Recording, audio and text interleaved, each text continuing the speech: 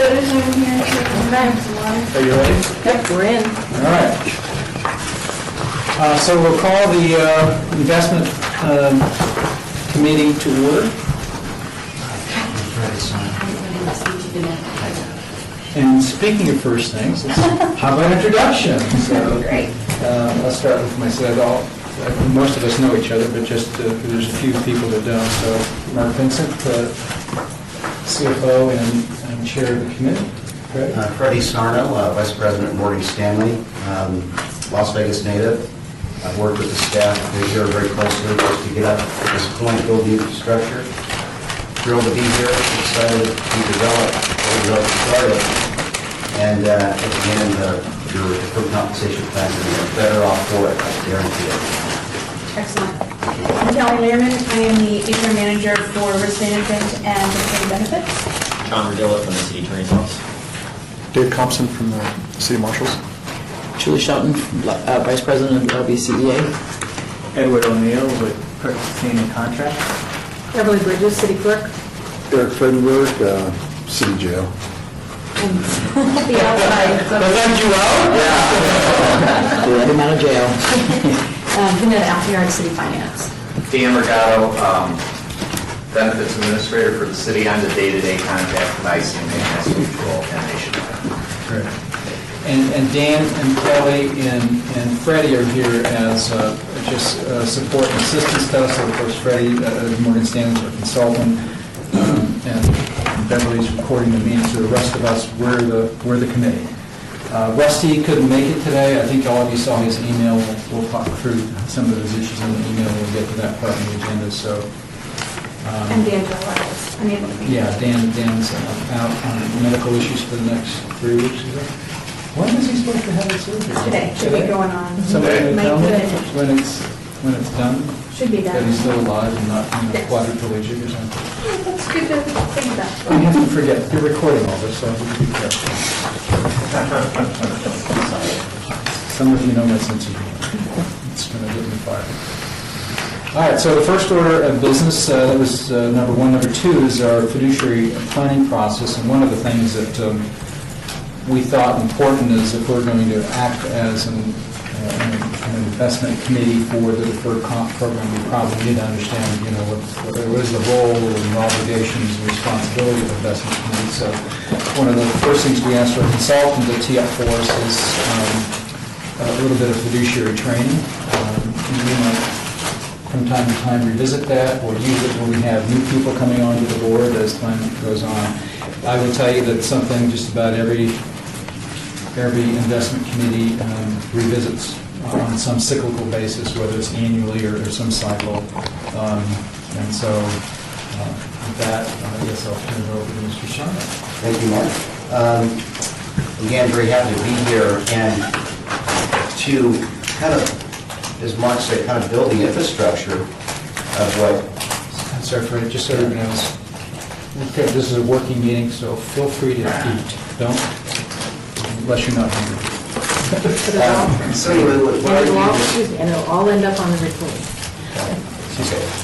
I view this meeting as really the infrastructure to build on to, kind of carry out your duties of what you signed on to do, and that's the Fiduciary Committee, Investment Committee members. So I put together a binder, and the flow of this is meant to take you through, kind of build this process from the ground up. And so what I wanted to do as a lead-in to what I'm going to present is you'll see on tab 1 is the very email that Mark sent out that talked about the purpose of this committee, the scope of what you'll do, the responsibilities, the meetings, and so, it was this piece that you had to have read first, and then, pledge yourself to be on this committee. So, you've all read it, you've all, understand what it means. So, with that, and I view this as basically the charter, if you will, of, the groundwork that you agreed to do for this committee. If there's no questions on this, I'll continue. Any questions on the committee's policies. Okay, and then in tab 2, this is a presentation deck that we put together, and if you look at, go to page 1, is what we're really going to do today is initially we want to touch on the agenda, and the same agenda applies to the agenda I sent out, for this meeting, and we'll talk about some of the services that I'll be providing to help this committee manage their fiduciary responsibilities, and really the fiduciary planning process can be divided and broken down into 5 steps. And on page 2, some of the services that I'll be doing and covering here today and on an ongoing basis is develop and tweak and evolve the investment policy statement. That it's not meant to be a stagnant document. It should be viewed as a living, breathing document that's amended, updated, and tweaked as we go forward. Quarterly, we'll be meeting. I'll be conducting investment performance reviews. I'll attend quarterly meetings at the very minimum, dealing with Mr. Regato and staff to even prepare for quarterly meetings. I'll assist with investment selection. That's very important. It's not just having funds for the sake of funds, but first really identifying the areas of the market that this committee thinks it's prudent to expose city employees to, and then trying to find investment class funds competitive categories. It's invariably a fund will be able to perform up to our standards, and we'll have to look for replacements. I'll also be conducting manager searches, screening the universe, looking at a finalist list, presenting my findings to you, taking you through a series of data, comparing funds, so you can select a replacement fund. Fee benchmarking, this is really a hot topic these days. And if I could interrupt for just a second, Craig. That last piece, we've always done that. And it's always been the case that we've had funds that underperform, but in the past, primarily management was making those decisions in conjunction with the service provider, if you will. And so we're trying to elevate those sorts of decisions to this committee. So management's not making those in a vacuum. So I didn't want you to think we've never done that before. We have. That was one of my questions. That's right. And then also fee benchmarking. The Department of Labor is really sensitive about these issues right now of trying to minimize fees, but they basically mandate the plan sponsors, it's the city of Las Vegas. And because you're an extension of the city that needs this group, to know what fees the plan is paying for investment fees, record-keeping fees, and consultant fees. And you have to be able to determine if those fees are fair and reasonable. They don't necessarily have to be the cheapest, but it's important that you know as a committee you're getting good value for what you're paying for. And the only way to really do that is to have a means, a process in place to take your plan, X-ray it, and extract the quantifiable fees, and compare it to other plans in a category of the same size to benchmark the fees against others to determine if the fees are fair and reasonable. And we'll be doing that annually. And then if at some point through whatever our findings might take us on, you might find it necessary at some point in the future to conduct an RFP because you want to hold your service providers accountable for being cutting edge and being the best plan partners. At some point, I'll be available to conduct an RFP, submit proposals if you ever get to that point. So on page 3, this is the agenda. We covered the introductions. And I should tell you that throughout this presentation, you might see references to something called ERISA.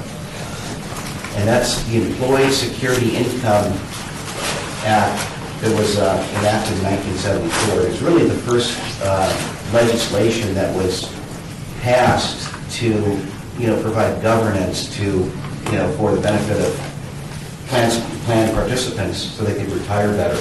And it set laws to keep plan sponsors on a straight path to providing the best benefits.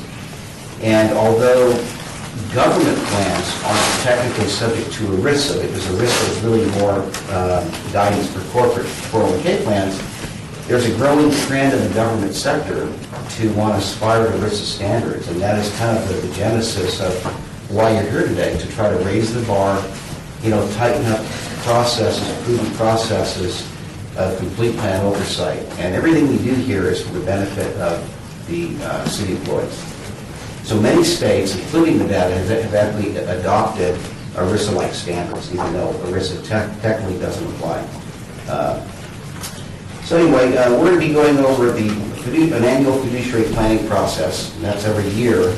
I might be meeting with Dan Regato and looking at what we want to achieve over the next year, working on it, presenting to the committee, and over the course of 4 meetings that year, we'll be chipping away at certain things, so we know that we're always trying to find better ways to fine-tune the deferred compensation plans.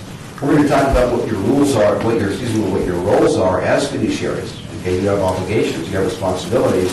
We're going to define what a fiduciary is, and we're going to make distinctions between the different fiduciaries that there are.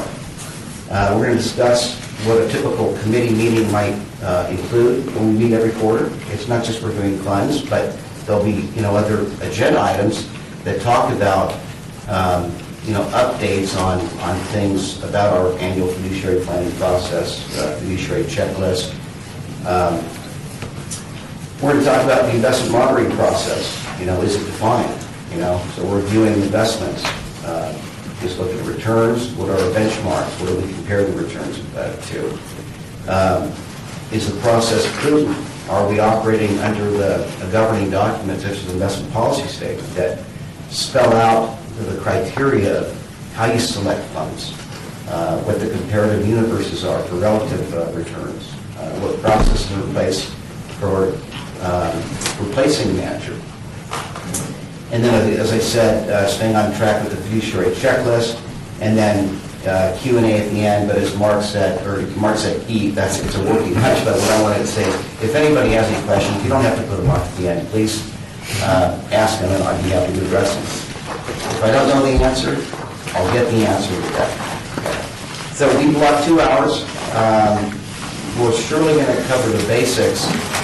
Now, this binder, it has the basics of the fiduciary training, but there's also attachments that, if for some reason we can't cover everything in 2 hours, they're meant as a reference for anybody here to go back, look at, and my intention for these different sections is to give you a chance to see and kind of get some insight as to what some of the reporting tools we'll be using in subsequent meetings. So when I get here in December, we'll be reviewing the third quarter returns. December 18th is scheduled for. It won't be your first time and your eyes gloss over all these numbers and everything, so you'll get a chance to kind of preview that. Before we go on, I want to stop and sincerely thank you, because for me, I'm excited. I'm a Las Vegas native. For me, it's a complete honor and privilege to be a part of what you're doing. And for me, it's a huge responsibility. I don't take it lightly. But I also want to thank the people in this room for serving on the committee and taking a leadership role. The plan participants need your help. There's an epidemic nationwide that we are not ready for retirement. And these plan participants lack diversification, they lack discipline, and left to their own devices, they're going to have some challenges. So everything we do is about shaping this plan that filters through for the benefit of your city employees. Just to interject in that, sometimes it's hard for our employees who plan to retire with full PERS benefits and all that. They understand how it does, where it does, deferred comp fit into that equation. And we just finished a 4-day benefit palooza, and one of the items we had on there, which I missed, was just this very topic. And I'm an example of that. I wouldn't even get to 20 years by the time I retire. And so I need my deferred comp as a vehicle to help me maintain a certain standard of living when I retire, because I'll never get it. And we have a lot of people that come in mid-professional cycle, mid-career, and some of us are at this table. And so, it's important. And it also is important even in the sense of, even if you plan on working 30 years, and nothing's ever guaranteed. You never get to 30 for all kinds of reasons. So having an additional fallback is really going to be beneficial, particularly if you have to retire early. So there's all kinds of reasons why it's really important for government employees, even though they assume the PERS will take care of every need that they need. It's not necessarily the case. So I just wanted to- Well said. And so anyway, you decided to be on this committee. Please participate, be a voice, be a factor. And as I said, the fall will be better for it, for your participation. It's a collective effort, and there will be things that come up along our journey here that will pop out at you. And it's this committee that will respond to your concerns, vet through them, and try to make, proactive decisions to benefit from that. So I'm looking forward to doing some great things with you here. So the fiduciary planning process, starting up page 5 here, can be broken out into 5 different steps. And on page 6 is the first one. We talk about fiduciary goals, okay? You want to review and document what your goals are. That way, as you move towards achieving them, you can only have a gauge to know whether you have, improving and hitting on your goals and objectives. So when we talk about the fiduciary goals, what I view is working with Dan Regato at the beginning of the year and basically setting the goals of what we will be trying to achieve for the year, going over the roles and responsibilities, fiduciary governance, investment oversight, and we're going to talk in depth about the investment policy statement today when we get to that section. And I know that Rusty McAllister, presumably we were going to get to the all-important vote today to approve or not the investment policy statement. And Rusty, even in his absence, was kind enough to be a voice, and that's good. And we'll talk about his concerns, and I think they're very valid. And also, one of the things that's usually very important at the beginning of the year is having some goals with regard to participant communications.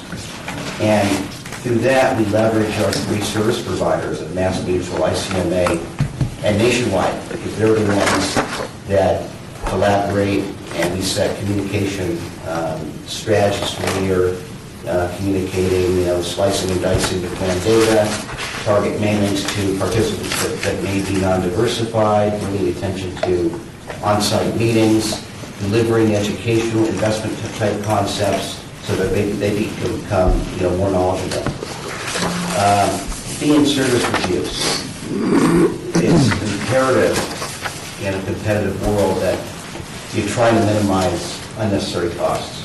And again, one of the tools that we'll be doing every year is the benchmarking reports.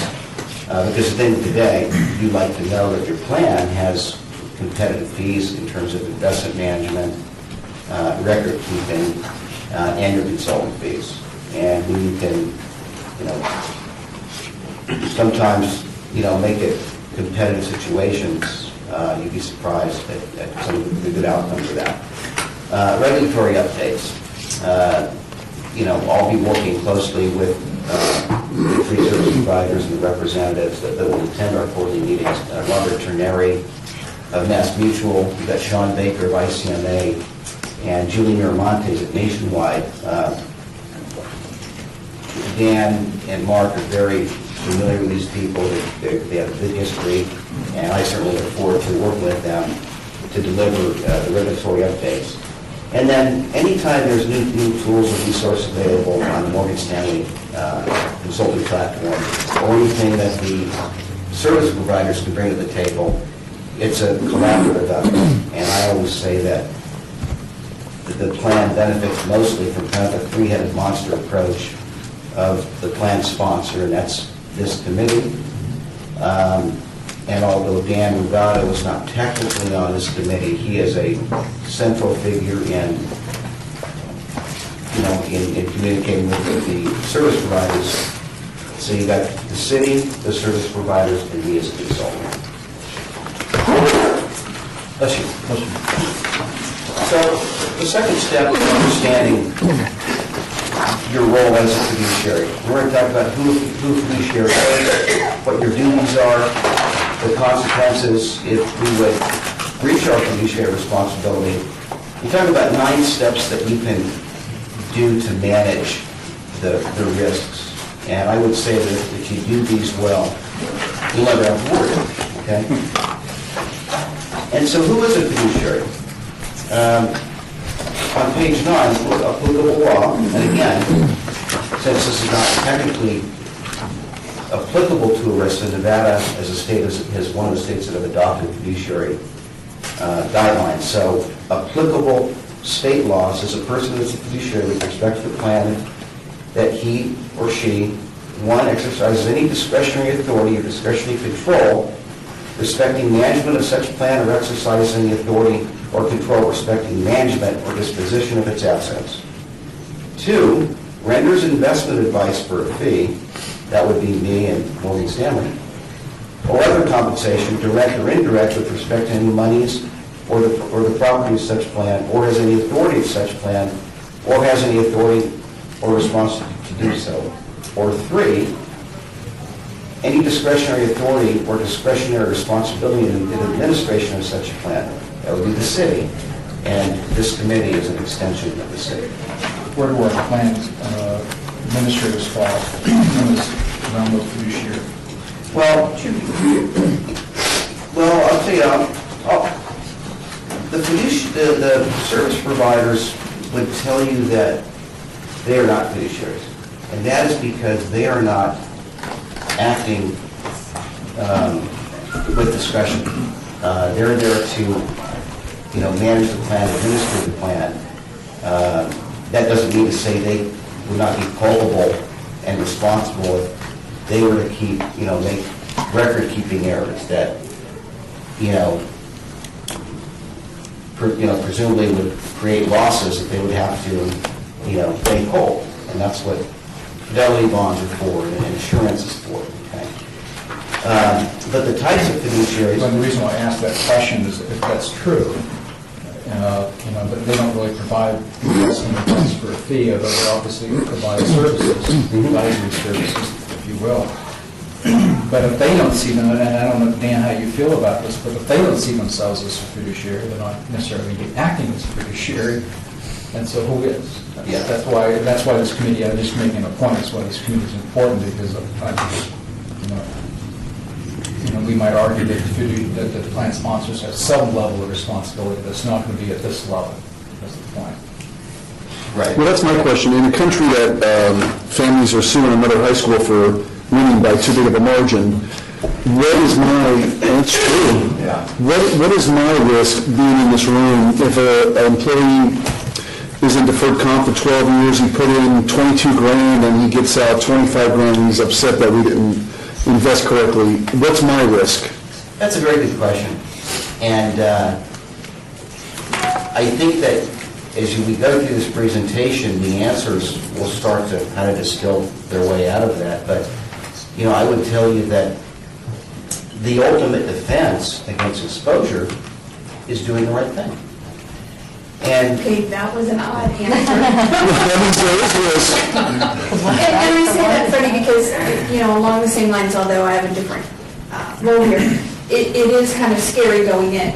And, I don't know your background, but talking about investments and guiding investments is all new to me. So the fear of making a mistake is pretty high. So I think what you're asking is, Well, I'll tell you my background. what's the risk to that? I don't know if Mike Vincent knows, but someone in the HR knows, we're currently, my union in City Hall is fighting against someone who retired and is suing the city and the union for a false RIF. Okay. So there's these people out there that love to just sue because they think you're going to settle for $20,000, $30,000. So that's my background. As much as I love to argue, I don't like to argue where my money might be at risk. Amen. Yes. I think fiduciaries have to operate within the business judgment rule, which means the average person making, in similar circumstances, have to make a reasonable decision. If we got information that said, here's 5 funds, and this one is the worst performing for the last 10 years, and had the highest fees, and we said, oh, we'll choose that one. I think we would sort of be acting outside the business judgment rule, but we probably would still be indemnified by the city. There's not going to be a black and white answer to this, and obviously, anybody with a typewriter and whatever the filing fee is can sue anybody. And that's just, you can't avoid getting sued. I think a couple of things. One is, as we go through this, it's going to be clear that there are certain things that just by doing them protects you. Having a committee protects you. Having a committee policy, an investment policy protects you. Getting the advice from a consultant protects you. Recording the flipping meetings and your voting decision protects you. All those things are going to protect you. Does that mean you're not going to get sued? No. And so the goal of this is not to spread the city's liability so you're all personally liable. I think John's right. This is investment committee is to help the city as a plan sponsor. The issue here was, to be perfectly frank, is that the city, since I've been here, was making these decisions as a management team. And so when we try to do things that we think are in the best interest in executing our fiduciary responsibility, we're not transparent enough, we don't communicate enough, and we don't have involved enough. So it was, our idea to reach out and say, let's create an investment committee that involves the other stakeholders. It wasn't to introduce you to risk, it was to address the concerns so that we can do what we need to do, because whether we have this committee with you all or not, we still have to execute our fiduciary responsibility as a plan sponsor. I can't get away from that, city can't get away from that.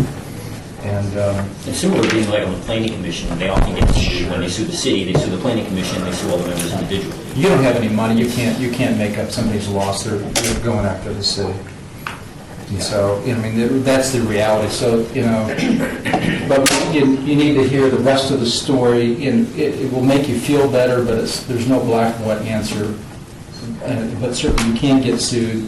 I think the city would represent the committee as a whole, and the committee decision and the committee's processes. I've been doing this a long time. I've never seen an employee sue a committee or the corporation for those types of things. Now, Mass Mutual or ICMA might make errors, and usually they'll make that member whole. Try to avoid any of that, but I've never seen it, and cases where employees have tried, it's very, very difficult. If you have a personal financial advisor and they put you in a fund that just tanks, you could sue them, but more than likely you're not going to have any recourse to get anything from them. I mean, it would have to be like a Bernie Madoff type situation for you to recover anything. I've seen cases where they only offer 1 or 2 investment choices, including, say, one is super aggressive and one is a money market fund. Or one is the corporate stock. Or that's probably the most Some of that work. Well, Tia, moving forward, I want to say everything I've heard in this, I agree with everything. And some of the thunder is being pulled out of this presentation, but you'll read in here where that, the committee has to act using the prudent man rule, that if somebody does not have the ability to take care of themselves, the decisions here have to be made as if you were that person. And so, as Mark said, as we go through this, beyond this meeting, because ultimately you're going to learn by doing, okay? And through assimilation and evolution, that you'll see that it's all going to kind of become clearer that the procedures and the processes we have in place will ultimately protect this committee. Okay? So, anyone exercising discretionary control with regard to the plan may be a fiduciary. Plan sponsor, in this case, is the City of Las Vegas, and in corporate rule, it can be station casinos, it can be used for entertainment. Investment committees, that's the people in this room. investment consultants, if they render investment advice, that's me. To be more specific on that, is that under the institutional services agreement that I've entered into, Morgan Stanley entered into in the city, is that we act as something called a 321 fiduciary on the advice that we give. And the funds that might show up in a manager search, because these funds have to get approved, research screened on Morgan Stanley's, not just quantitative screening, but also qualitative screening. Are the funds we represent are with companies that are in good standing with the SEC? Are they reputable? Is there management attack? A lot of qualitative things in addition to quantitative. The next one, investment managers. Okay, if they have control over the management or disposition of assets. And here's a situation where there's another type of fiduciary called a 338 fiduciary. And that's a situation where an investment manager actually has discretion over the investments. An example of that would be ICMA, for instance, has a feature that they offer to plan participants in the city that, let's suppose there's a participant that doesn't want to take the risk assessment questionnaire and come to some massive allocation and then pick the funds a la carte to build an investment venue. That would be one way to build an account. The other way would just to default into one of the target date, retirement date funds based on age. And the third option is you could basically agree to have this service to where, some are done by Ibbotson, Wilshire & Associates. These are companies who come up with these models, and you could basically turn over the discretionary management to them to manage the portfolio for the participant. But the participant signs a waiver, going in. They prefer. Now, the reality is, even though it's offered, it's not very widely used, but it is an option. So that would be a situation where the investment manager, if they have control, that would be a 338 fiduciary. What happens in cases when you choose a plan administrator, say like Vandenberg to your Price, where they're not only the plan administrator, but they manage all of the funds in the plan through their own portfolio of mutual funds? Yeah. Do they transition into a fiduciary? Not necessarily, because they have inherently, if you hire a fund manager, of course you're charging them with the day-to-day buying and selling the stocks in that fund. It's the committee that selects that fund in the first place. Okay, so it's the committee that has that responsibility to select that. Okay. So anyway, and then within the plan document, because ICMA, Mass Mutual, and Nationwide have plan documents. Those are the plan, kind of the bells and whistles that you're offered in the plan, and this is the plan document that they administer around, and usually named on the plan document is one contact person as the go-to guy within the city, and I think it's you, Dan? Yeah, so the types of fiduciaries. Am I going to get sued is the big question. And I'm not sure if that's the case on Nationwide. We need to look at The that. Nationwide's a little bit of a different hybrid, which we can talk about. And so anyway, the duties of fiduciaries, you have to act in the best interest of participants. Discharge your plan duties solely in the interest of participants and beneficiaries, and for the exclusive purpose of, 1, providing benefits to participants and beneficiaries, 2, defraying reasonable expense of administering the plan. We keep seeming to come up with that as costs are ever important. You have to act with care, skill, prudence, and diligence. That a prudent person acting in like capacity is familiar with such matters. That's what we talked about just a minute ago. And that you would use in the conduct of an enterprise of like character and with like end. Fiduciaries have to avoid prohibited transactions and free from conflict. You must refrain from specific prohibited transactions, including furnishing of goods, services, or facilities between the plan and an interested party, An interested party may include any plan fiduciary, any person providing services to the plan. You can't deal with the assets of the plan through your own account. Shocking, huh?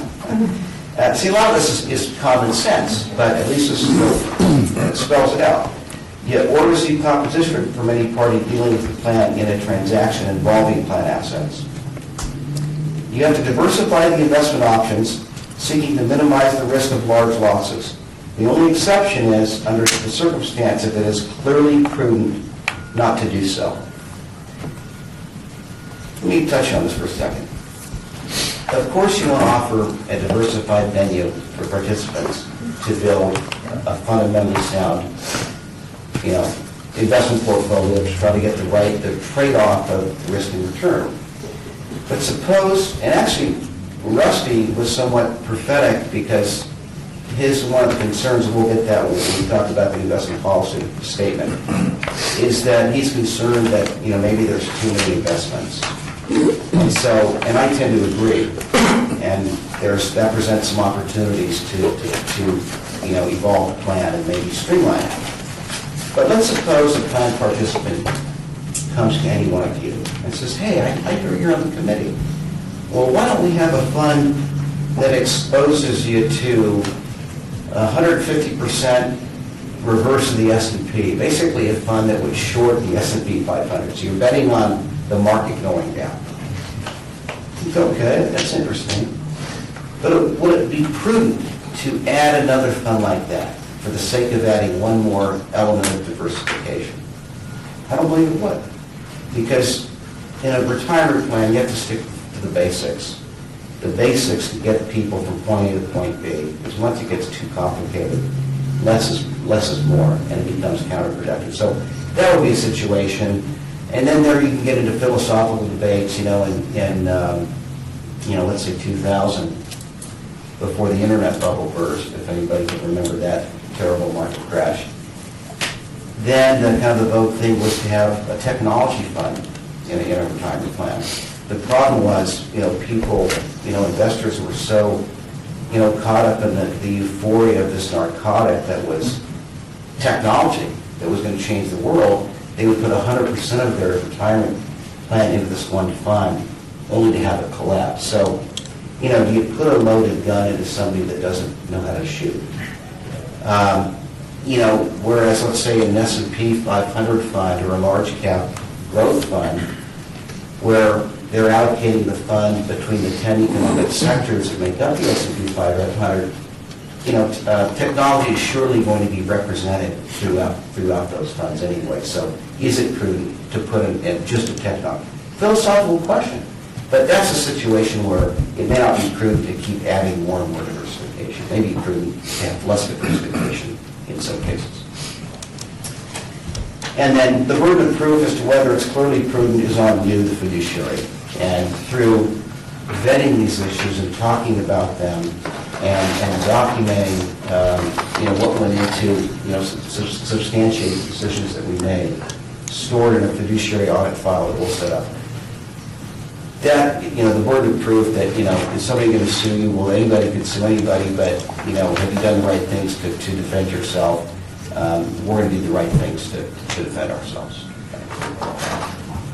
And then last, you have to follow the plan documents and instruments governing the plan, insofar as they're consistent with applicable state law, but not if the documents would be improved. So we have the plan documents. What if somewhere along the way we're reviewing a plan document and somebody discovers, well, wait a minute, there's a provision in here that might be discriminatory against maybe a certain sect of the employees. Maybe it's the Retirees? Well, maybe it's retirees. Maybe, it could be anything. You might, bring it to our attention and say, you know what, we have to amend the plan document. We have to evolve the plan document. Then it would be prudent. Okay, so on page 14, consequences of fiduciary breach. Now, I don't want this not to meant to scare you, and again, this is part of the fiduciary training, but if we do the right thing and carry out, what's in here, it shouldn't be a factor. Person liable to the plan to make good on any losses resulting from breach. We can't guarantee that if an investor buys the ABC small cap fund, he's going to make money. We can't guarantee that. But what you can do is stand up and feel good about the process of comparing the fund that was selected against other funds in the universe. And at the time, it screened in very favorably.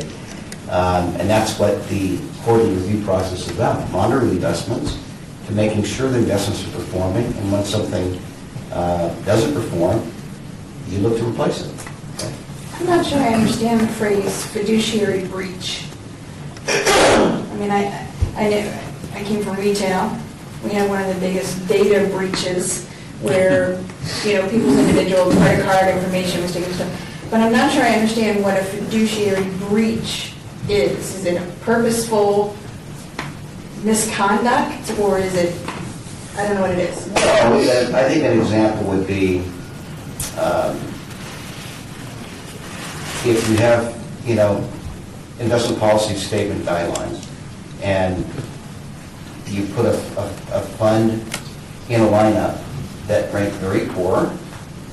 Well, be more specific. You might have your investment policy guideline may say, we won't offer any fund that's performing below 50th quartile, 50th percentile for funds in its class. Okay. And so you find one that you think, hey, it's underperforming now, but man, it's gonna go because I talked to Joe Schmo, it's a good deal. And so we put that in the line, violate our own policy. Okay. That violating your own policy is, number one, is gonna be a big time deal. And the other one that he pointed out is we're gonna have, when we get to it, hopefully you've pre-read it already, we have some criteria, the things we look at for whether or not we want to put somebody on watch or ultimately bounce them out of a lineup. And it's usually because of performance, but it could also be other intangibles that we think are indicator of performance. Could be changes at the fund level, changes in management, could be philosophy, whatever the heck it is that our advisors share with us. And so we hear that, and it's our criteria says this is something you should be looking at and should be considering, and we've considered it, but we don't take any action on it. Okay. Because we don't think it's, now, that in itself, I mean, my experience in my other part-time job, it's not that you have to take action right away necessarily, unless it's something really, really tremendous. Usually this stuff, it changes slowly. And so at some point, you've got to have, at some point, the committee's going to say, enough's enough, this performance isn't coming back, it's not performing to our standards, and we need to make a change. It's not like you're going to do it right away. But it's a purposeful decision to Yeah. go.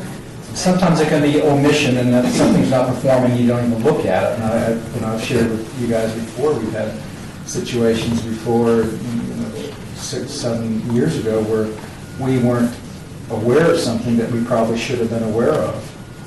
Okay. And So it's we not a weren't simple aware, we weren't mistake. aware of it because we didn't have policies and Right. procedures, and we didn't have an infrastructure to look at it. And looking back, you go, boy, if something bad would have happened there, I think the city would have been liable for that because we were asleep at the switch. And that's what gave genesis to this idea of this committee, is that it frightened me to look backwards and say, oh my gosh, if something bad would have happened, we could have been in real deep doo-doo because we had no investment policy guidelines, we had nothing, and we weren't even looking at it. Okay.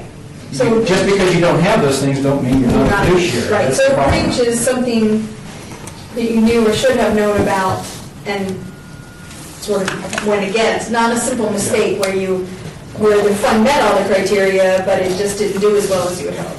Yeah, there's no That's guarantee just at a this point. mistake. The question is, once it started not doing as well as you hoped, what did you do Okay, about it? thank you Yeah. for that. All good questions, and please keep them coming. But, let's suppose you have a large cap blend fund. And what if the committee got lax? Can't make it, let's cancel the meeting. 3 quarters later, we haven't met, and all of a sudden, a participant in this fund, was up 3% when the S&P was up 20s. Okay, and what if it goes uncaught for a period of time? It's, wait a minute, why aren't I, getting more returns? Why isn't there some oversight to make sure that the investments are a little more competitive? And, who knows, maybe he gets into some, litigious attorney and says, you know what, maybe there's a bucket of money to get to, and you know, so it's so things that if we conduct ourselves as spelled out in here, there won't be a breach. One other point is another layer of protection. I talk to ICMA Nationwide and Mass Mutual a lot. If they see a particular fund tanking for whatever reason, they call me, or if I see it tanking, I'll call them to find out what's going on. So you might get an email from me November 15th that says, hey, we need to move on this, here's some alternatives, we'll call an emergency meeting or whatever, just so that we don't have those types of things happen with the fund level and their performance. Yep, that's right. So, you know, that's restoring profits you might have made by improperly using plan assets. You may be subject to other penalties. A court may impose 15% excise tax until the correction is made, additional 100% of uncorrected transactions. And the Department of Labor is kind of the big bad wolf in this, because you know they're the ones. If it's not ERISA, it's the Department of Labor. If they have to get involved, you know, it could cost even more. And co-fiduciary liability for participating in, concealing, or not stopping the breach of another fiduciary. So if one of you, you know, gets the word that someone on the committee is, you know, trying to get to ICMA and say, hey, loan me some participants' money for my own dealings or something, and doesn't report them, then he's culpable. So it's common sense stuff. There's 9 steps that we can take to manage responsibilities and risks. Understand your role and responsibilities of fiduciary, delegating where responses were appropriate. So you're being empowered to make high-level decisions for the benefit of the participants. What can you do?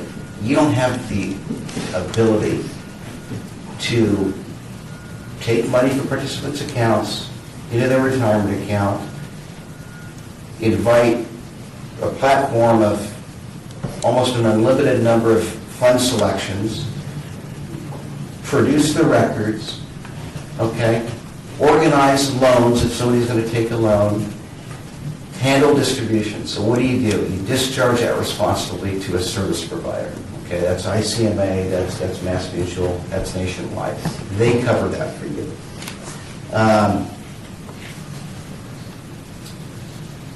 You've asked me to come in to provide, you know, consulting as a third party, non-affiliated to Mass Mutual, ICMA, or Nationwide. Okay, so in some respects, if you didn't have me, they would be kind of like the, you know, what they call the fox watching the hen house. Okay, so you need a third party, independent, objective, that, you know, kind of acts as the watchdog, independent, to, you know, help you manage your fiduciary responsibility. That's what you've outsourced to me.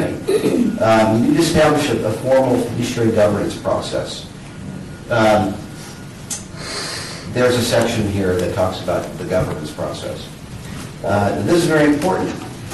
You want to document the investment process in a formal investment policy statement. Well, we have an investment policy statement. The idea is to evolve it and tweak it as you go along. We'll be talking about that. Conduct regular investment reviews of the plan investments. We're going to be doing that quarterly. Okay, so underperforming plans don't go unnoticed. I want to take advantage of again, 404C is an ERISA code that allows for protection, follow the rules to comply. And then here it says consider advisor managed models. That's what I referred to in the ICMA offering, although it's not very widely used. But ERISA 404C basically says, at the very minimum, you want to provide participants with enough investments to build a diversified investment portfolio. The bare minimum, a stock fund, a bond fund, and a money market fund. Of course, this plan is well beyond that. You want to allow the participants to be able to make changes to their accounts if they so choose. That's being allowed for. And you need to provide participants with the information and education to allow them to make informed decisions. Because after all, the compensation plans are what's called participant directed. Okay?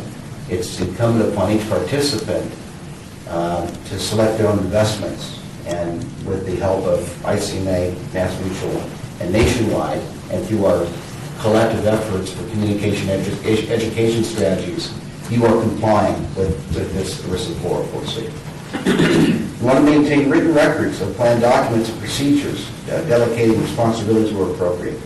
Well, we're going to have, every quarter, we're going to have a very detailed scorecard that has the investments with applicable benchmarks. So if we have a large cap blend fund, the benchmark would be S&P 500, small cap growth would be Russell 2000 growth index, and then also prove that we've screened these funds against their peer group, not just against the stated benchmark, but is this fund you have is competitive in the universe of other small cap growth funds, okay? And we'll be creating a fiduciary audit file that will have your plan documents maintained with the 3 service providers. And so the responsibilities, delegating responsibilities are appropriate. So you delegated to Mass, ICMA, Nationwide, and you also delegated responsibilities to meet Morgan Stanley. You have to educate participants to help them make informed decisions. As I said, that'll be handled through communication education campaigns, part of which will be set as annual fiduciary goals. You want to monitor provider fees and services for reasonableness. And we've talked about that a few times already.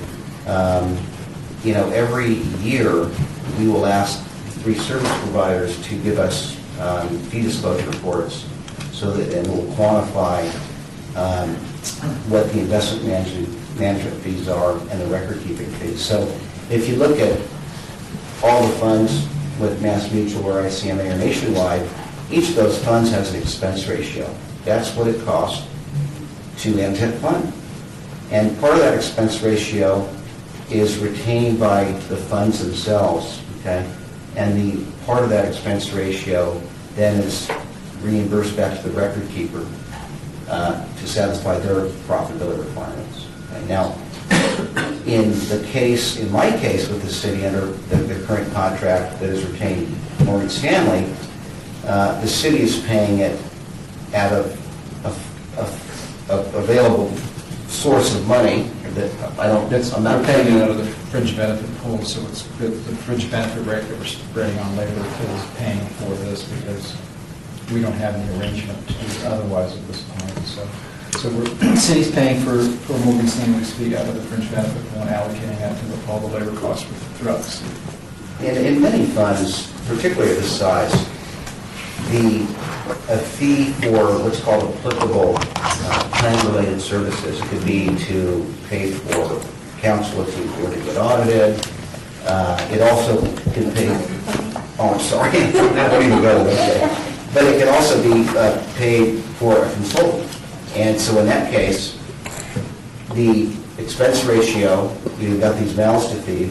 Some of the expense ratio goes to the investment manager, some is reimbursed to the record keeper. Because remember, on ICMA is a record keeper, but on their investment platform, it's open architecture, and you've got funds from American funds, and Putnam, and Fidelity, T. Rowe Price, all these different funds that are non-affiliated. Investment manager fees to the record keeper, and in some cases, plans will make part of that, which is born out of the investments, okay? So in this case, the plan participants are bearing the cost, okay? A fee to the consultant. So they have to be fair and reasonable, and through our annual benchmarking reports, we'll be assured that they are. And then comply with any government reporting requirements, fee disclosures, typically disclosures of what the plan is paying, and disclosures to participants about what they're paying in the investment management costs. The third step up to 5 steps is managing committee meetings, processes, and bylaws. So we talked about we're going to talk about committee meeting roles, but setting agenda of what we would go over in a meeting. So we're going to have our core stuff. We're going to typically start with reviewing and approving minutes of the previous meeting. I suppose somebody would make a motion to approve the minutes. And then I would usually go into giving the capital markets report. So in December, when we're here talking about the third quarter that ends September 30th, start by, what happened in the market economy. So if the S&P 500 was, down 5% for the quarter, and the S&P 500 is made up of 10 economic sectors, and 7 of those 10 were negative, healthcare, consumer discretionary, materials, information technology, 10 sectors.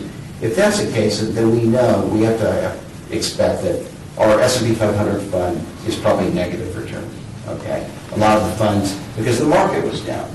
But what we hope for, and we can't control the market, but what we do hope is that the fund, even in underperformance, is down less than the benchmark or the category group, so we know that our fund is still competitive. And then we'll talk about other stuff in addition to our core agenda meetings. That could be any items of interest that this committee wants to send to me or Dan, and I'll front run and try to have a response to. But it could also be agenda items that might update you on some of our fiduciary goals for the year. If the fund goes on watch, I will maybe be doing a fund search and at a meeting presenting additional data to everybody to go over, take you through this comparison of these analytics to help select a replacement fund. So it could be a number of things. And then, of course, the sample meeting minutes, there's a template in the back of the book that I'll show you. My role is going to be to prepare the agenda. I'll facilitate the meetings and communicate any outstanding items. Your role as committee members, or as I said, review the minutes, usually the first agenda item, follow the guidelines in the investment policy statement, and I do have a copy of that in the appendix. Of course, make decisions regarding the investments, and it's not just the performance. Of course, we want good performing funds, but you also have to, again, have an understanding of the types of areas of the market you think it's prudent to expose participants to. And then also, on an ongoing basis, evaluate, do we have the right number of funds? Do we have too many, not enough, or just the right number?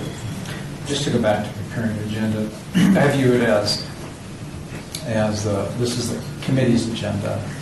There are going to be routine, ongoing things that you're going to be presenting on. There are going to be things that you may suggest we should put on the agenda because they're timely or they're important or it's education or whatever. And the work. There may be things that we want on the agenda that we may task to you or someone else. It could be we want someone else to come out and talk about a particular subject, and so we would we'll have control of that as well. So that's my thinking. I don't think that's inconsistent with what you said. No, totally. Yeah, totally. Things that come up that is timely and relevant. It's dynamic. It's fluid, and then it can change. And of course, monitor the performance of service providers. Are the three you have, are they effective? Are they good plan partners? Are they flexible? Are they meeting your needs? And are their costs competitive? And at the same time, you should be evaluating my performance. Am I delivering value? That's just it. Am I delivering value? So. And as far as the service providers, again, I'll be front-running that in terms of their costs and services. So the meetings will be customized based on your goals, any topics of interest of any of the committee members. But a typical meeting, review of the minutes, I'll give an update, as I mentioned, on the economy and the markets to put the returns of the funds in perspective, in context. Review plan, the performance of planned investments, including funds on the watch list, present plan trends, and we would generally ask the relationship managers of each service provider to add that to the meeting, because, they have information. Robert Terneri, Sean Baker, Julie Miramontes, Mass Mutual, ICMA, and Nationwide could contribute that to the meetings, anything happening. They see, for some reason, the market tanks, and they can bring to attention there's been, huge amounts of money, moved into the state of value, because not everybody's, running for cover, or maybe, internet usage is sky high right now. Just things that we should be aware of that, they would have a closer pulse on. And then update and review the fiduciary checklist as we, finish, accomplish an objective that will be brought to the committee's attention. And then topics once a year in an annual review is review the plan's investment policy statement, and that's the evaluation criteria. Right now, the two screens of investments are the top 50 percentile for 25 years in the Morningstar category. We always want great short-term performance, but in a retirement plan scenario, even at a retirement plan scenario, you want to focus, emphasize on 3 and 5 year returns, longer returns. And then also, an investment policy table would be updated to reflect any fund changes that were made, removed, and replaced. Review of the service provider fees and services. I mentioned the UL mandates of plan sponsors. Know what fees they're paying and have a sense of, are their fees commensurate with the value being delivered? Are they fair and reasonable? And then also, for you to, on an ongoing basis, receive fiduciary training education. Of course, that's starting right now. Step 4, the annual fiduciary calendar. On page 20, this is just a template, but really what this is going to do is this is going to be the annual fiduciary calendar that anybody can make suggestions. I'll be working with Ann proactively. So what I see is that in a January meeting, when we're reviewing the fourth quarter that ended the previous December 31st, is that in addition to reviewing the investments, capital markets report, minutes, presenting, okay, here's a fiduciary calendar, here's some of the dates, reminders, some of the things that we'll be achieving, he's trying to move toward, so they're always making progress on some area.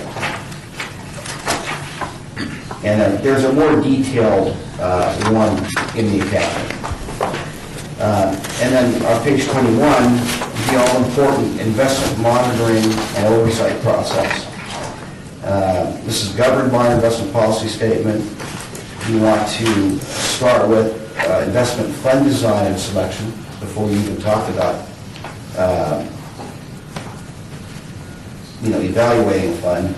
Ongoing investment monitoring process, monitoring fees for reasonableness, and keeping on track with a fiduciary checklist.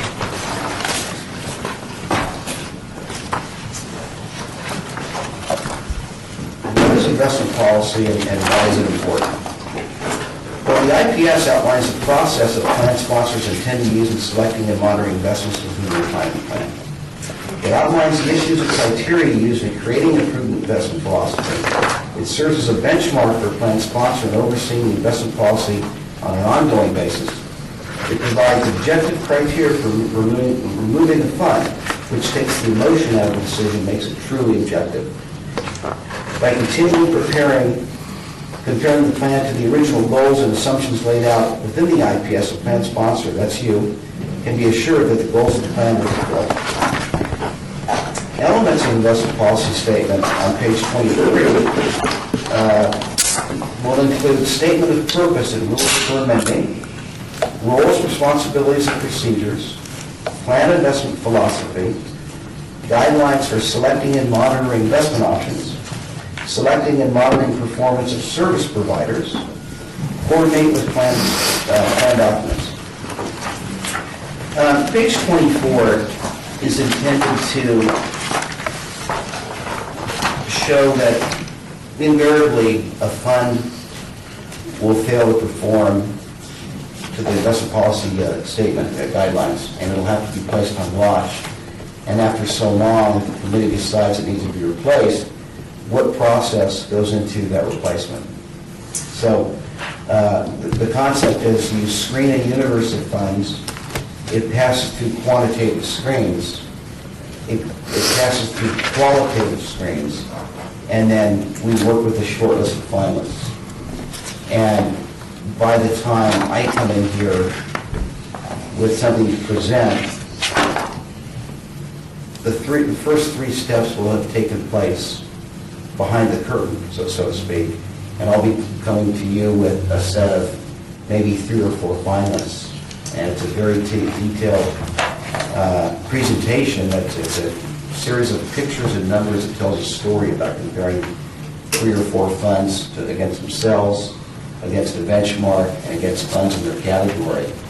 And you take it through these different ways of slicing this data for both risk and return dynamics to sort of distill out the right one. And again, you'll learn by doing. Okay. So I'm following the theory so far, but I'd like to have something tangible. So in a situation like this, which you said is invariable, it's or inevitable. Yes. Suppose we have, Kelly's mutual fund, and we've decided that it no longer meets and we want to be gone with it. Would this committee then also be responsible for making the decisions about, here's all the people that are in it, they're going to get mapped over, they get to stay? I mean, I'm trying to visualize, that'll come back. Typically, Trying to visualize what the result of all this theory is, because it helps me follow it a little bit. Typically, we're getting up here, if we were selecting one fund to replace the underperforming fund, what we typically do is we notify people, if you do nothing, as of this day, your funds will move from this one that we're taking out of line, moving to the one we're suggesting, unless you tell us otherwise. Because there may be an opportunity for someone to say, I don't want to be in that asset class anymore, I want to go somewhere else, so they can make a different decision. It's typically how we do it. It could be possible, I suppose, although unlikely, but it's certainly possible you could end up in selecting more than one fund. I mean, it would seem odd that it's not possible. You could say, well, this fund's underperforming, but I really like these two. These two would be, for whatever reason that the committee has, we might select two. And then that might be a little bit dilemma. We'd have to decide how we're going to do that. We're just going to split everybody's money equally and all that kind of stuff. But ultimately, we'd have to, once we make the decision of what it is we're going to replace, then there's going to be a mapping process. And that's really, and frankly, we would probably get a little bit of advice from the plan sponsors, because they're the ones that are going to have to change, and they might have a different recommendation. So, it seems straightforward, but there could always be some other different advice. And the only other thought I was going to have about this chart is, this is how it's done everywhere, how it's done in PERS. And so by the time we get down to the handful of ones that either our consultant or our staff is recommending to the board, probably by the time we get there isn't any wrong answer. It comes down then to the flavor of the board, what the board is thinking, what we think about risk, and the whole risk-reward thing. But really, by the time we get down to the past, this is the university best quantitative, qualitative, there probably isn't anything there. If you pick one, you'd be breaching of fiduciary responsibility. That's long gone. I guess where I'm struggling is PERS is not participant-directed. Right. And this is. And so all the stuff that we're talking about, we can sit here sort of ivory tower-ish, actually does, goes right into people's pockets. I'm sorry, I'm talking about that. That's okay. Apologize. I kept talking. This is where it gets down to, there are times when this committee is going to have to make a decision that's going to be unpleasant to the people that have the money in the fund, whatever.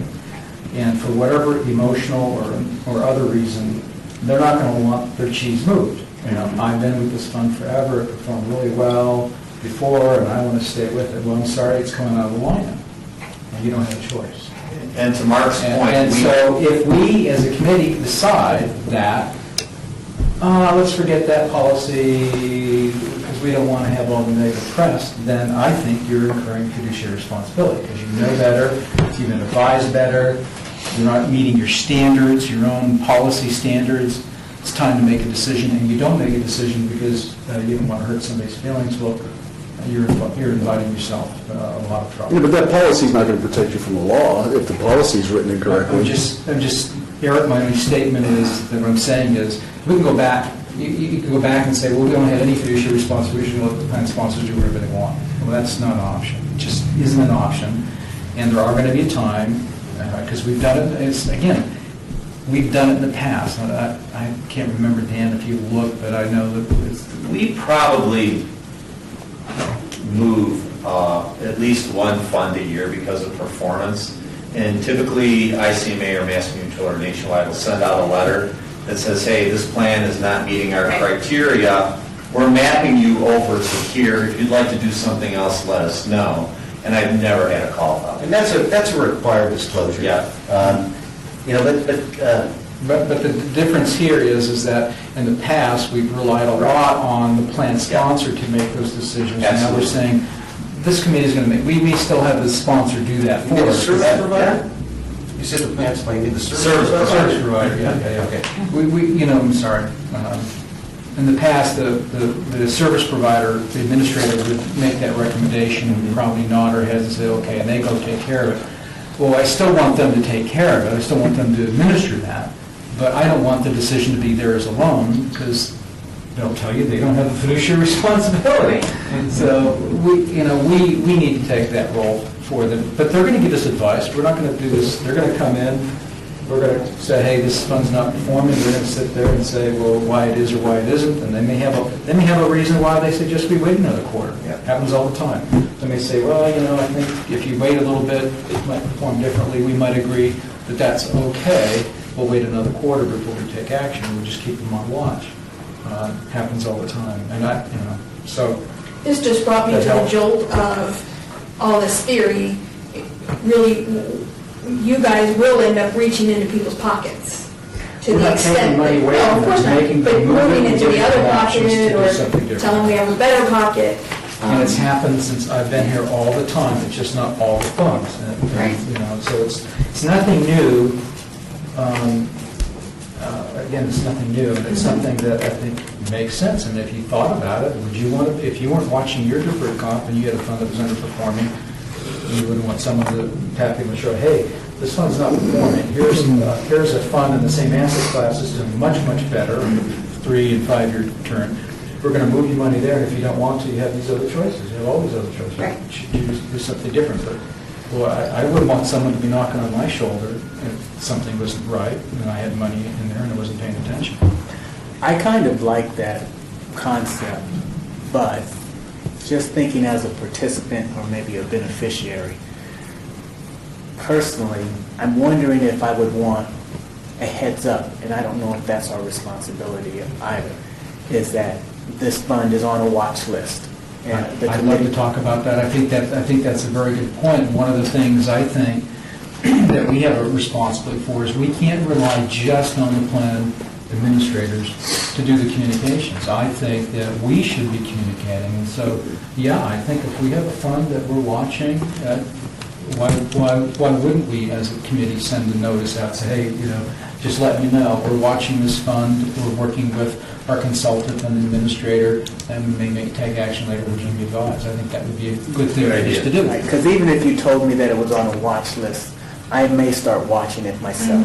Right. And the fact is that when you do make the move, I'm going to feel a lot more comfortable because I'm going to feel that a committee or a group of people have been watching it for a while. And they made a decision, and maybe I don't understand it fully, and maybe I did like it 4 years ago because it was doing well, and now it's not, that all of a sudden I feel like you're doing a job for me. No, that's a very good point. And I'm glad you brought it up. I do think that's something that we should be doing. And again, that's why the transparency, that's why the recording, that's why making the minutes available. And you could even say, hey, go listen to the investment review discussion if you want to hear more information. But just to say one last thing on Mark's point that, Kelly, as somebody who's been in, the ABC large fund, I've always owned that fund. I love that fund. And the fund was up 10% last year. Why are you changing it? Well, the participant may not have the benefit of the information to know that the fund was up 10%, but for the last 3 years, the S&P that it's been paired to was up 16%. So Right. it's grossly underperforming. And, the participant may not know that the fund manager that was responsible for the great performance of the last 5 years has left the company, or they have SEC violations against them, things that would come up on our screens. So, you're doing the fiduciary a noble act by, front-running that and really trying to save the participant from himself. And that gets back to the prudent man who will act on his behalf if he had the benefit of knowing what you know.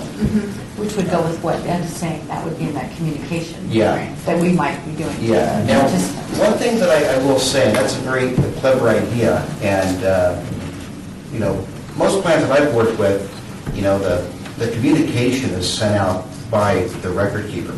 And when you consider that, maybe thousands of participants, a mailing could cost, $5,000 or $6,000.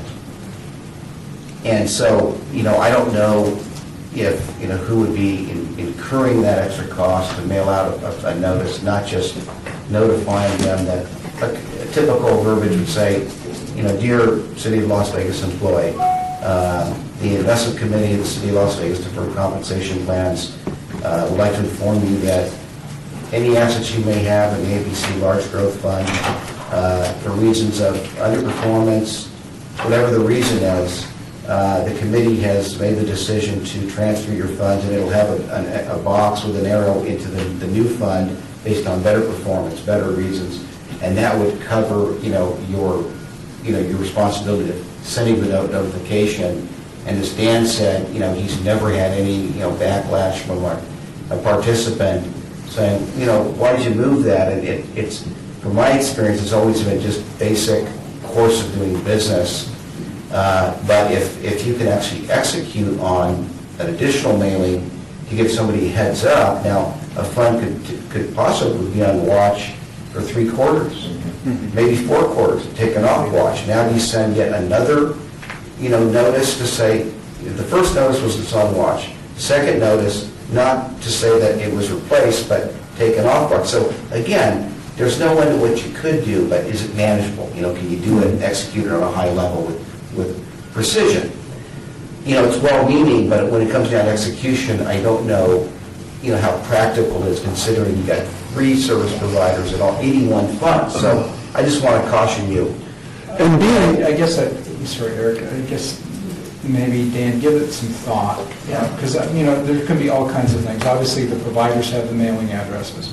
And obviously, we're talking about, in theory, we're talking about the people in the fund. And so, we can manage the cost by saying, well, we're only going to notify the people in that fund. Well, that's going to be a smaller mailing list. Absolutely. And it may be that, as Freddie points out, could be an evolving thing. Could take quarters, months, years before we actually do anything. And so maybe what we do is part of that mailing may refer them to a public website. Something we would have on our internet site. Right. Where the status could be posted there. So there may be some initial communication and referring you back to look at the city's internet site for updates on that particular. It sounds like a lot of work. On the other hand, it's, Freddie, it might, if we had 80 funds, how many are going to be on negative watch every quarter? my question, being the guy who's afraid of lawsuits, if we put that out there and 1,200 people say, I'm getting out of there, would we be liable to the fund that we just told everyone to get away from? They say, oh, look what you did. People's employees are allowed to move the money whenever they want, for whatever reason they want. And part of the reason we wouldn't be liable is because our investment policy would say funds need to hit these 4 criteria. You're not funds, so you're on our watch list. They understand that. And then at 12:30, I got to leave for 1 o'clock, and then I have to be back at 2 o'clock, so I'm not leaving in anger when I get up and leave. Okay. Well, that's actually a good. You just attended. I've been watching the clock too. We're about ready to get into a policy. Pardon me? I think it's 12:45. 12:45. Well, I'm almost done with this, but if... I have a question. You had Yeah. commented that you are going to, or Morgan Stanley's going to kind of prepare the short list of 3 or 4 funds. what assurances do we have that those 3 or 4 funds don't end up being Morgan Stanley affiliates every time we come after this? That's a great question. That's an awfully small amount of funds considering the pool of funds. Right, yeah. Well, first of all, there is absolutely no proprietary push whatsoever. I mean, I'm vendor neutral, product neutral, and I'm not compensated any more or less if there's a Morgan Stanley fund on it. Morgan Stanley, we really don't have a big list of proprietary funds, and I would say that the plans that I've worked on, I've never seen a Morgan Stanley fund on there. So I really don't think it'll be a problem, and if for some reason a Morgan Stanley fund did screen into a short list, you don't have to take it. If it ever becomes you think a problem or an issue, please say so at the time, but I really don't see that happening. I've never seen it happen yet. Okay, so.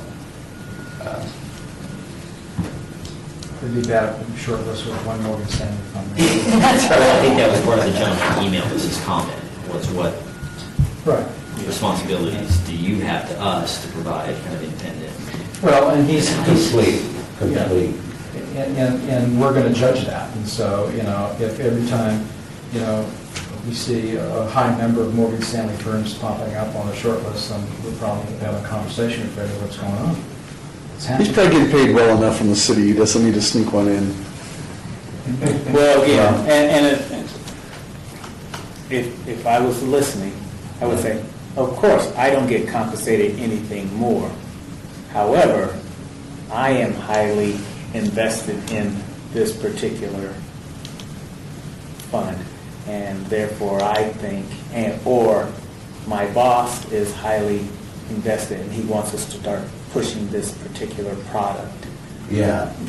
That can occur, and I've seen it occur in business, but. Let me ask this question. But without- to help with yeah. that a little bit. So when you come in with a short list, I assume you're going to tell us, here was my quantitative criteria, here was the qualitative criteria for this fund, and so if we asked you, we could see how these funds funneled through this criteria. And if Morgan Stanley happens to fall through that and show them, then at least with my own eyes, I can say, well, he didn't push it. It's just the fund.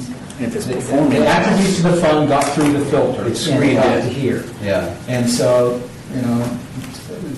my experience has been, not that it's great or vast, but my experience has been that, you have these filters, and it's a mathematical sort of algorithm that flows through these things, and out they pop.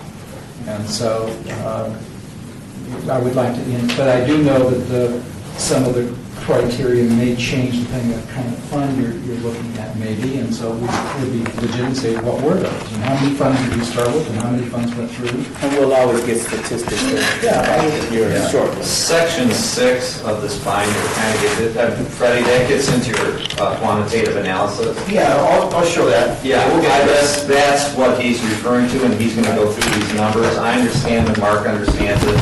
We'd be able to validate what Freddie's talking about, and eventually, I would love to have a whole committee understand what all these numbers and measurements mean. Right, and I agree with everything that I've heard here, and, and I understand your concern, because, there are perceived conflicts of interest, whether they're, valid or not, but, I would even go as far to say that if it would make this committee more comfortable, on the premise that there's so many investment choices out there, I would never show you a Morgan Stanley fund. If that would make you comfortable, we could remove that. If there's ever a perceived conflict, What if it's a good fund? We could just be aware that if we get paid for every other time, it's Morgan Stanley or an affiliate of Morgan Stanley. Understood. And I think we're clear on this, so, okay. I'm moving. Thank you so much. Eric, if you have any questions about the slides we didn't cover, you can please call me. No problem. Or listen to the. Yeah. When's the next meeting, like January? December 18th. Yeah, we're coming up for the third quarter review. All right, thank you. I can set that up. You'll be on the, Page 25, Warren Neal, Eric Fredberg, not Mark Fennell. Page 25. Got to replace Brunel with Eric. Brendan on the list. It's important to monitor fees for reasonableness. In order to exist, retirement plans require a variety of services to be performed. You need plan administrators. You have to have a record keeper. Somebody has to be the custodian of the money. You need investment advisors. You've chosen to use a consultant. There's broker-dealers that ultimately execute the trades that the fund manager is buying and selling in their funds. Okay, so these are outsourced services that you cannot exist without. So in general, in order to be reasonable, the fees must match services provided and must not be duplicative or excessive. And to an unknown extent, the dynamic marketplace helps ensure that fees are reasonable. It's hard to quantify, but you have to think that every year when we do our benchmark reports and compare your fees against other fees of like plans, you'll see if there's opportunity to say, my God, why are our fees so out of whack as are others? Let's try to improve on this. And you'll see there may be opportunities along the way to actually reduce the fees in the plans. And then, as I mentioned, the Department of Labor requires that fees are transparent, okay?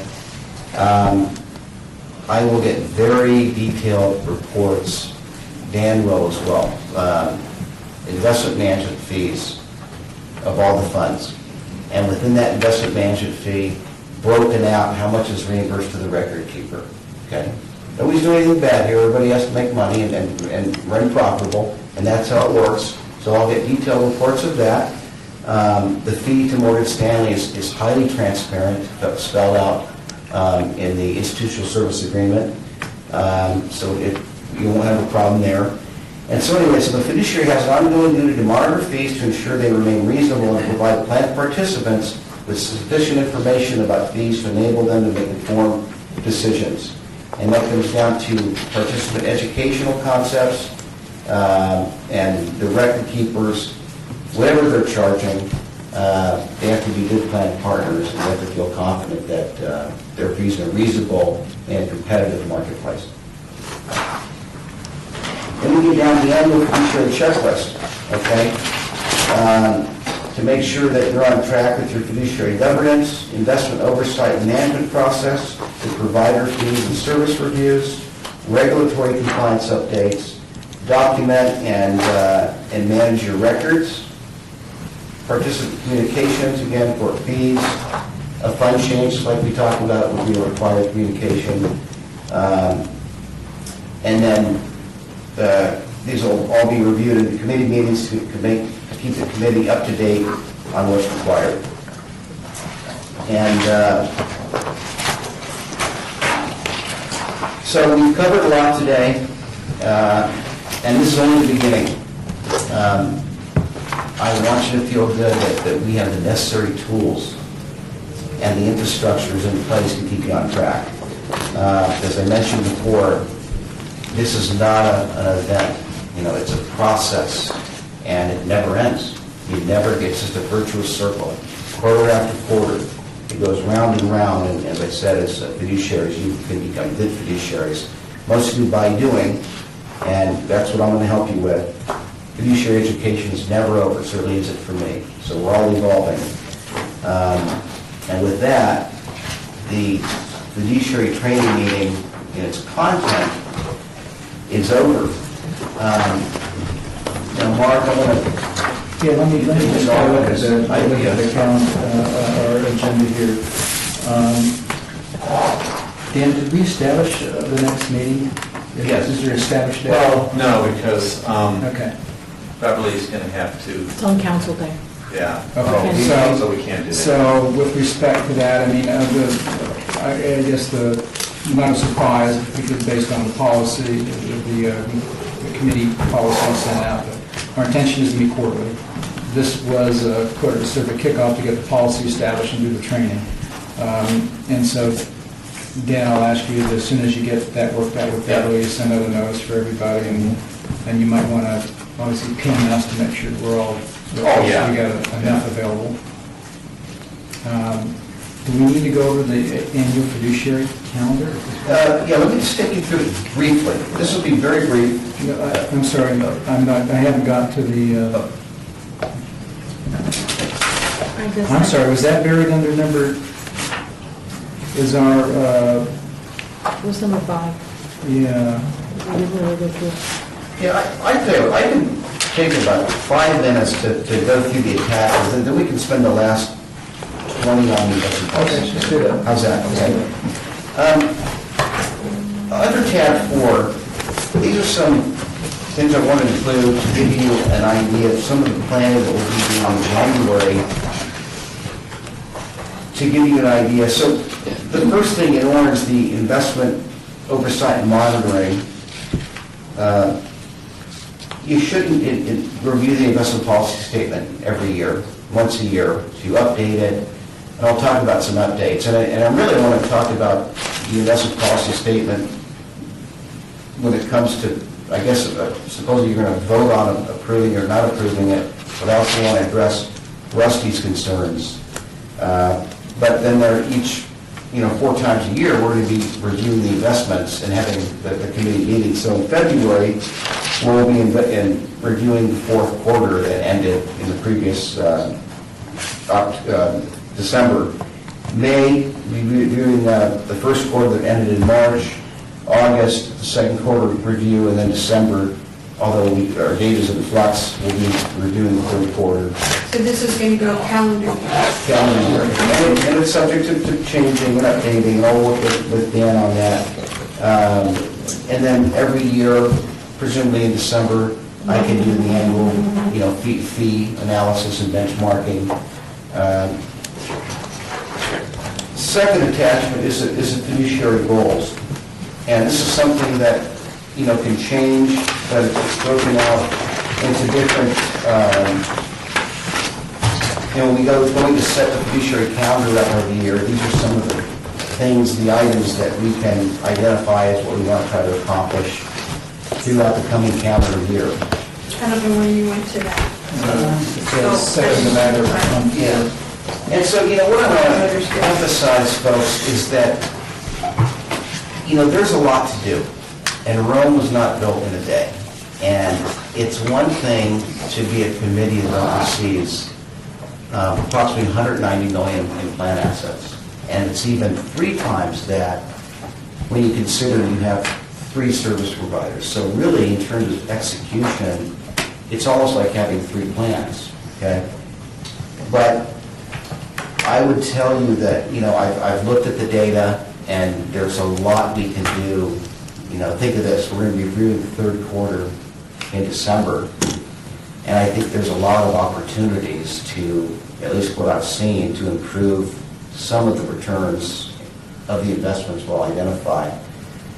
So just as a front run of an idea, I view, next year the main goal is to try to, clean up the investments as much as we can and evaluate those. That will be a big part of it, along with other things. Okay, that's just an idea. But you can look at these things. This is a reference binder.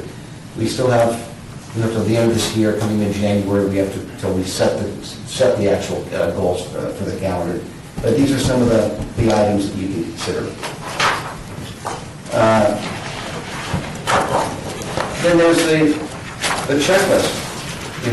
Once we, and this will all go on the future action file, that once we meet the goal, check it off. What are the next steps? And then we're still in tab 4, just different. And then here, this is a template of the meeting minutes. So when we review each fund, we just took these funds off the Nationwide. We'll have this template. The Nationwide, ICMA, record who was here, who's myself, the service provider representatives, and comments as we go through the funds. Can I interrupt at this point? Yes. Do you still want this meeting structured like we talked about, that it's an open meeting but it's not subject to the open meeting law? Well, the committee is not subject to open meeting law. It's not a public meeting per se. that doesn't meet that definition, but if we had people that wanted to attend, if we had members, employees, retirees that wanted to attend, I don't know, my own feeling, I don't know how the other board members, committee members, but I'm not sure I would want to exclude them from observing. They couldn't participate, we're not going to have deliberations with them, we're not going to do presentations, not going to do Q&As or public comment. But if someone wanted to come and watch and observe, I don't know that I would have a big heartache, but that the temptation is going to be they're going to want to ask questions and we're going to want to respond. I get that, but I don't know that we'd have a lot of interest that would show up, but I'd hate to say to people, you can't come. Well, the reason I'm asking is based on the information I've gotten. If we put this into the meeting system, and so we can publish an agenda out there, we can record it, and we can post the audio to the internet, it has to run in the structure that we have in the system, which is unfortunately not this. But it doesn't preclude you from using your template as far as what your reviews would be as an attachment. Yeah, the way I would view this is this is a score sheet. Would you be keeping this for us as part of the? Well, typically, whoever would keep the minutes. Okay. So that's where we're on the subject. So what I would suggest is that we haven't quite, some of the ideas we're thinking about is, you know how we have a consent agenda? We're trying to figure out how do you deal with three plans, if you will, with 80 funds. It's a lot of stuff. If we could come up with some criteria that says these funds are performing just fine, there's no need to review them. These are the ones that may be questionable, and we focus on those and take a vote on those, or whatever action is necessary. Sort of have a consent agenda and a discussion agenda. I don't know if it's possible to do that. I'm not sure that Freddie feels it's possible to do, but that would be one way of speeding it up, and there wouldn't be so much. But one way or another, Freddie's recommendation, I know what it is that we need to demonstrate we did look at all these funds and whether there was any action taken or not. Just start anyway. And so, as I envision it, that maybe Dan or someone from HR staff could take these notes, and you're just going to record the discussion for the tape purposes, but you're not going to be recording these votes. I would assume we take any Well, votes. that's why I'm asking, because if you want public, then we have to be cognizant of the location of the meeting. Because obviously Yeah, no, you this couldn't one- have it in a meeting room like this because you have no place to put anybody if somebody showed up. How does everybody else feel about opening the meeting to participants? Well, I'm fine with opening it, I'm just concerned that, like you said, they're going to want to comment or ask or yell or why this fund isn't doing We may never get through a meeting. Well, the beauty of that, though, I mean, my thought about it is we can start it, and if it gets unmanageable, we end it. The beauty is this is not an open meeting.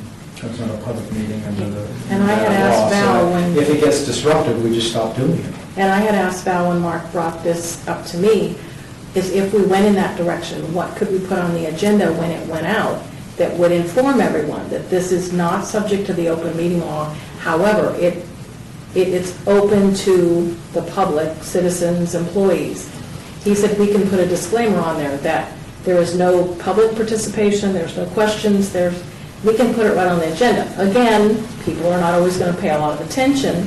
You can have Freddie read it at the beginning of a meeting, that this is not open for discussion, questions, whatever, if we go in that direction. I just kind of need to know, when I work with Dan to set up these meetings, where they're going to be and how I'm going to structure it in order to get the recordings, and then what I'm going to do with the recordings after we're done. If we have the flexibility to keep it as a closed meeting, I would prefer, unless someone can explain to me what good it would come out of having them participate or in the meeting, because I can't see anything good potentially happening. Even if it's them not asking questions, you have comments, chatter, clatter, and then also personally, you might have influence from the committee, depending on who's in the room, of what they may be willing or to say or how to vote. I would echo the same thing. I just don't know what you're required to do, so. Jim, have you thought? I'm concerned just simply because we're going to have people that are going to have comments. Anytime you're dealing with somebody's money, and they might not agree with the choices that you're going to make, and then they don't have the opportunity to speak on it, that makes it even worse. So I'm not so sure that it would be I mean, a good we're idea. just learning, and can you Dave, do imagine? you have any thoughts? I believe that the purpose, the intent of what you were hoping to get out of maybe having it in an open meeting style is that there's transparency. And I believe there is transparency if it's posted online in some way, shape, or form. That way, if anybody has any question about what we're doing and why we're doing it, they can actually go to the root and listen to the actual meetings. Yeah, and then also, I mean, especially with the union representation, if our members have any concerns, they can definitely send us, whatever questions or comments that they have, we can bring it up at the meeting. So from what I'm hearing is we would still do a structured agenda with backup or whatever you would want to provide. We would record the meeting, and all we would then do is publish the recording out to the internet under the agenda with no written minutes or anything like that. Is that? I mean, if we ever had to transcribe something, we could have recorded, but it would be to do that. And then what I'm thinking is when we use whatever tools that Freddie's suggesting we use to document some of our decisions, we'll maintain those manually and make them part of our record. So would you want the backup published out with the recording, so if someone's listening, they could see the backup, or would that just be like resident, and you want us to keep the record of the minutes and the recordings and all the backup? How do you want that So process? someone goes out and listens to it, and then they comprehend that we were looking through a presentation of some sort. They might say, well, I don't want to see that presentation. If it was easy to give it to you to publish at the same time, these are all PowerPoint or some kind of a Microsoft document, or if anything be produced in PDF, for example, why not? Okay. And at least I'm meeting the transparency issue. People want to know, they go look. Yeah, and I agree with being transparent. I just think that until we get a little bit further down the road, maybe later on down the road, we could readdress having an open meeting. But I think right now, until everybody is really familiar with what's going on and what our actual roles are, that could become very problematic quickly. Okay, so we'll keep it a closed meeting with publishing both the backup materials and the audio through the clerk's office. We're down to 5, which is a quorum barely, I guess. And so I don't know what everybody else's schedule. I want to make sure that someone's got to leave. We pledged this from 11 to noon, and I don't want to keep anybody late. 11. Yeah, sorry. Anybody going to leave quickly? I have a mayor's appointment in 10 minutes, but I can have someone else come down. Okay. Well, let's try to be. Let's see if we can wrap up as close to 1 as possible. Okay. Okay. Well, I'll tell you what, for the sake of time, in tab 5, we're not going to do this right now, but this is the performance reporting tool that Morgan Stanley uses under their institutional services contract. And it's very comprehensive. It's going to show the plan, the dollar amount in each plan that make up the aggregate. And the data in this, you'll notice that on page 1 of 64, it says City of Las Vegas 457-418 sample. Well, I will admit to you, I actually extracted the data used in this sample from another plan that I consult to, and all that plan can remain nameless. And the reason why I'm comfortable doing that is that information on retirement plans, at least corporate retirement plans, are public domain. You can pull them up in their Department of Labor, 5,500 tax returns. But I wanted to at least have something to populate to show you, give you a look at what you'll be seeing in December and every quarter.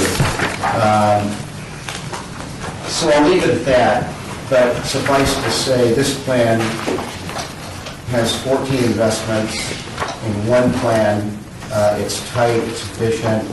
You look at the asset allocation, money in stable value and the whole thing. It's a pretty healthy plan, and I'm happy to say I've consulted to it. I'd like to think that you had something to do with that.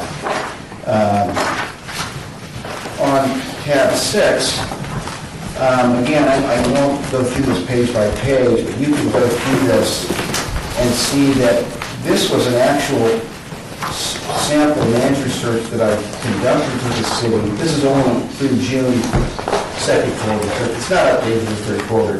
But we want to fund Dale's investment policy guidelines. This will be an example of what a short list would look like. And it goes through a lot of different, like I said, pictures and numbers that tell a story about compelling funds. Very detailed, cutting edge, very analytical. And again, you'll learn by doing it. I'll take you through it, so don't worry about that. Let's talk about the investment policy statement. Now,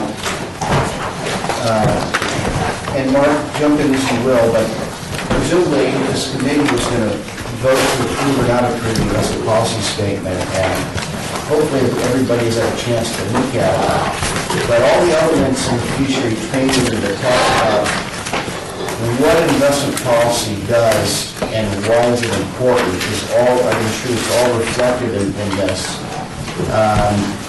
The reason I have it up now is because if we're going to meet next quarter and start looking at fund performance, we need to have some criteria in which to measure. Right. So if we don't get this done today, which I understand we may not be able to get done today, then it would probably have to be first up on the agenda for the next meeting, because we need to have a policy in place in which to evaluate performance. And quite frankly, Excuse me, is it possible to just have another meeting to finish this later? or- Could be, could be. I'll leave that up to Dan if he. Could we put the vote at the beginning of the next meeting? Just leave it as scheduled. That's what I'm suggesting. well, the thing is, I guess we could, but remember, I'm going to be preparing an investment review that is geared around investment policy adherence. So it's very difficult. But well, hold on a second. I think it's only fair. Yeah, vote. Dan over there. Let's get to the finish line. I think it's very fair to acknowledge the concerns of Rusty McAllister. And, he was nice enough to actually, obviously has read this, has put some thought into it. First of all, has everybody had a chance to look at the policy statement? There was some, okay, thank you, I appreciate that. Did everybody see Rusty's email? No. Of concerns? Yes. Okay. He copied you, but. Yeah. Well, that might be the only piece I did, that might be the only piece I don't have a copy of. Here's a particular. And so he basically said if he was here to vote, or he's voting in absence of no, not to approve, he has 5 concerns and all the rest of these. Number 1, he says, this was up on the bottom of page 1 of this email. This appears to be a policy from off-the-shelf, possibly one that Morgan Stanley uses. Policy seems to take the court before the horse. Number 1, it is a template IPS that is available on my institutional consulting service platform. I've seen many investment policy templates. There are a lot of good ones. There's a base template, then you can tweak it, modify it, more precise to fit your needs. But with a good template available, I don't really see the point in pulling out a piece of paper and a pencil and let's start with a new custom and write everything that's already in place. Now, But his first point was Yeah. that shouldn't the policy first address how you select plan administrators before you start evaluating the fund performance? Our dilemma is we already have 3 plan administrators. We're not planning on changing them anytime soon. So while we could perhaps add something Yes. to it down the road, it's not necessary for us to at least get going with the review Yeah. of fund performance. So I think it's a valid point. But I believe that I believe you almost have to experience going through the fund reviews for a while before you start to evaluate why you might want to change a sponsor. You almost have to see it and experience it and feel for it, and why, you know, I hate to pick the scab, but why you have 3 plan sponsors instead of 2 or 1. Which is not, you know, so I don't want to discuss that, but I'm just saying, you almost have to go through the process and then realize, you know, gee, maybe we should have the policy amended to talk about what criteria should we be looking at, or how we select the plan administrators, how many should we have, you know, if 3 is good, should we have 5, should we have 10, I mean, why is that good or bad? Some of that's an education process too, before I can get buy-in to what the policy might be. You almost have to be educated as to why one's better than the other, and one approach is better than another approach. What's going on in the industry? What's the trend out there for deferred comp plans? All that kind of stuff you would probably want to know before you would ever agree what the heck's the policy going to be for how you select and so on. This comment's valid. We don't need it I'm in not place sure. to do this next one, and then we can have, as we gain some experience, we have a more robust discussion about what should be our policy behind how and why we select who the plan administrators are in the variety of the plan administrators. Well, I'm not convinced that the choice of plan administrators is a investment committee decision. Well, Because it's an investment committee, it's not a, The I way mean, I the know way the it's investment, interlinked. the way the committee policy is written, though, we place that responsibility on the investment committee. So we want to have discussion about it, maybe that's not the right place to put it. The problem with that is then that makes the investment committee's decision only advisory to, I guess, who the plan sponsor is. If the investment committee is not the plan sponsor, then that means the city's the plan sponsor, so that means the city gets to decide irrespective of whatever the committee wants to do. And I think that's part of what we're trying to address when we created the committee. yeah, and if you ever did want to evaluate your 3 providers, or if you ever did want to screen the universe and have a bidding, and at that point you can evolve the investment policy statement. And a lot of the stuff we went over in that fees and services, whatever, you can start to see we have to pretty much have the idea, the content to evolve into the investment policy statement that would be the need to evaluate the service provider. But, you know, theoretically, this investment committee could form a subset as an evaluation committee in the future, if that would ever come up. So it can evolve, okay? Did you have a comment? Well, yeah, I just want to, so Mark, you made the comment that the city doesn't have any intent of deviating from the 3 current providers that we have. Is that correct? It would be something that we would look at down the road after we see how some of these things are going to... My desire would, yes, my desire would be that the committee grows and learns, because as Freddie says, it's a process. And that's continuity on the committee was important. So as we grow and learn, maybe you're convinced that of an approach that says, hey, you know, more is not necessarily better for a whole bunch of reasons. And so then you may be willing to take that step. You may not be, you may never be. Okay. So then the question is, by having 3 plan sponsors, how does that sit in the realm of things? Are we doing anything here that would be contrary to our fiduciary responsibility? And those would be maybe some interesting discussions, but we're not the only one we're not the only employer that has more than 1 plan. Right, well, no, not that, and that's not even really where I was going with it. My question really more led to the fact that last year we had talked about getting rid of Mass Mutual. The issue wasn't getting rid of Mass Mutual. The issue was, because Mass Mutual was in the running, you know, their predecessors were in the running. The issue was fees. Okay. That was all about fees more than it was about getting rid of one or the other, selecting one or the other. It really was the feeling that the city had, and I still have, frankly, have this personal belief that you don't need to have 3 plan administrators. It's cheaper fee-wise to have 1. Now, if you still want to offer 70 funds, that's a different discussion. 1 plan administrator can offer 70 funds. Right. I'm not necessarily advising that either. Right. And Rusty makes a case for why that isn't a good thing.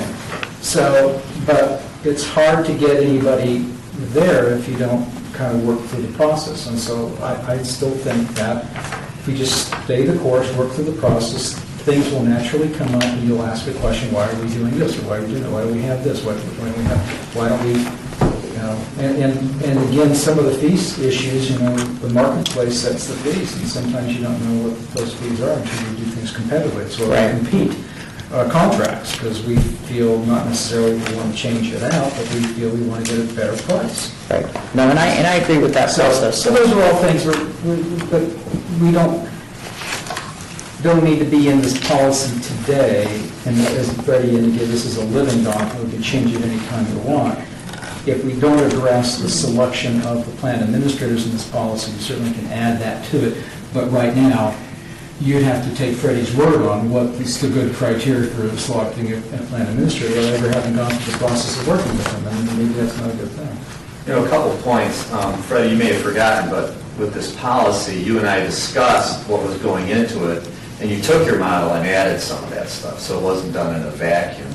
Right. Second point being, some folks will tell you that to be fiduciary responsibility is to do an RFP every 3 to 5 years to make sure that you're getting the biggest bang for your buck. Now, you could do the RFP for a couple reasons. You could say, well, we want to go to one provider, or you'd see what your current providers have, see what they're going to offer you, and maybe sharpen their pencils, which I think eventually we'd like to get to with the RFP responsibility. Purchasing gets a lot of contracts where we have a sole provider, and the requisitioner wants to keep them, and we try to argue with them, look, open up a little competition and see how sharp their pencil gets. You know, Right. you may still select them because you still may think that the best value, but without competition, there's no leverage, you get better pricing. Right. So there's all Exactly. kinds of reasons to do that kind of stuff, but, so anyway, I think we've kind of said enough. Yeah, our intention isn't to, I don't have any preconceived notions, I have some personal feelings, but the idea of the committee was that let the committee decide what they think is in the best interest as long as we're within our fiduciary guidelines. I think we'll be okay. You know, the third concern is, Rusty says, you know, there's also no criteria in place that defines how we select a consultant and what my responsibilities are. And that's fair. Now, to Mark's point, that can be evolved as we go along. So, I think it's you the know, exact same scenario. It is. We already have some things in place, which we're Right. stepping into the middle. If we can take what's there, Yeah. go with it, understanding the opportunity to evolve. yeah, and unless you want to replace me, you know, right now, I just got here, right? But, you know, when I was trying to hash out my contract, you know, working with this thing, it was suggested that this contract retaining would have a 3-year term. I said, you know, you can put that if you want, but, you know, it's really not necessary because our institutional services contracts really don't have terms on it. The reality is it's an at-will contract. You can replace it within a 90-day notice. And so, you know, I have a lot of pressure to perform beyond my aim. So if you at some point think I'm, you know, not up to par or not providing the leadership, you know, you can replace me. But when I told Candace, working with Candace Buford, I said, Candace, you don't have to put a term on my retaining me. I said, but what it is a good idea is as a plan sponsor, whether you're evaluating me for as a consultant or any one of your 3 service providers, it's considered good fiduciary practice to evaluate us as a provider every 3 to 5 years. Now, doesn't mean you have to do an RFP. An RFP might be a result of evaluating a provider and saying, we probably should do an RFP, okay? So if you don't get rid of me sooner, you know, 3 years can come up and you, as a committee, you can say, you know what, let's evaluate Sano. You know, how's he doing? Let's kick it around. You could say, you know what, we've evaluated him, we think he's ethical, we think he's delivering value, his interests are aligned with ours, we share his vision, let's not do an RFP. But you could also say, you know what, as an outgrowth of this discussion, let's do an RFP. At that point, you would hire another consultant to do an RFP. And that RFP can be as informal or formal as you want to make it. And if, in that case, then I guess I would have to reapply to keep my job. So, and then the last thing is that, 4, there's nothing proposed policy that discusses disclosure transparency with regard to the providers, and he's talking about fees. Okay, well, we just went over as part of our fiduciary guidelines to make sure you have fee transparency, okay, and we do. We know what investment managers are charging, we know what record keepers are getting, and it's very spelled out of what Morgan Stanley is getting, okay? So it's completely transparent. If you want to take that and leave it into the policy, there's nothing wrong with that, okay? And then last, what he talks about is, in the section asset class selection, there are 17 major asset classes, including 3 large cap, 3 mid cap, 3 small cap. Financial people I talked with stated that these are essentially very similar. Does it help create confusion or members and ultimately lead them simply into the default? I believe that as much simplicity the plan provides to our members is better. From his lips to God's ears. He will be a good advocate of something that we've talked about a long time. If you look at the sample plan review that I put in here, it is a plan that I've consulted to, and you'll see that there's 14 investments. It's tight, it's efficient.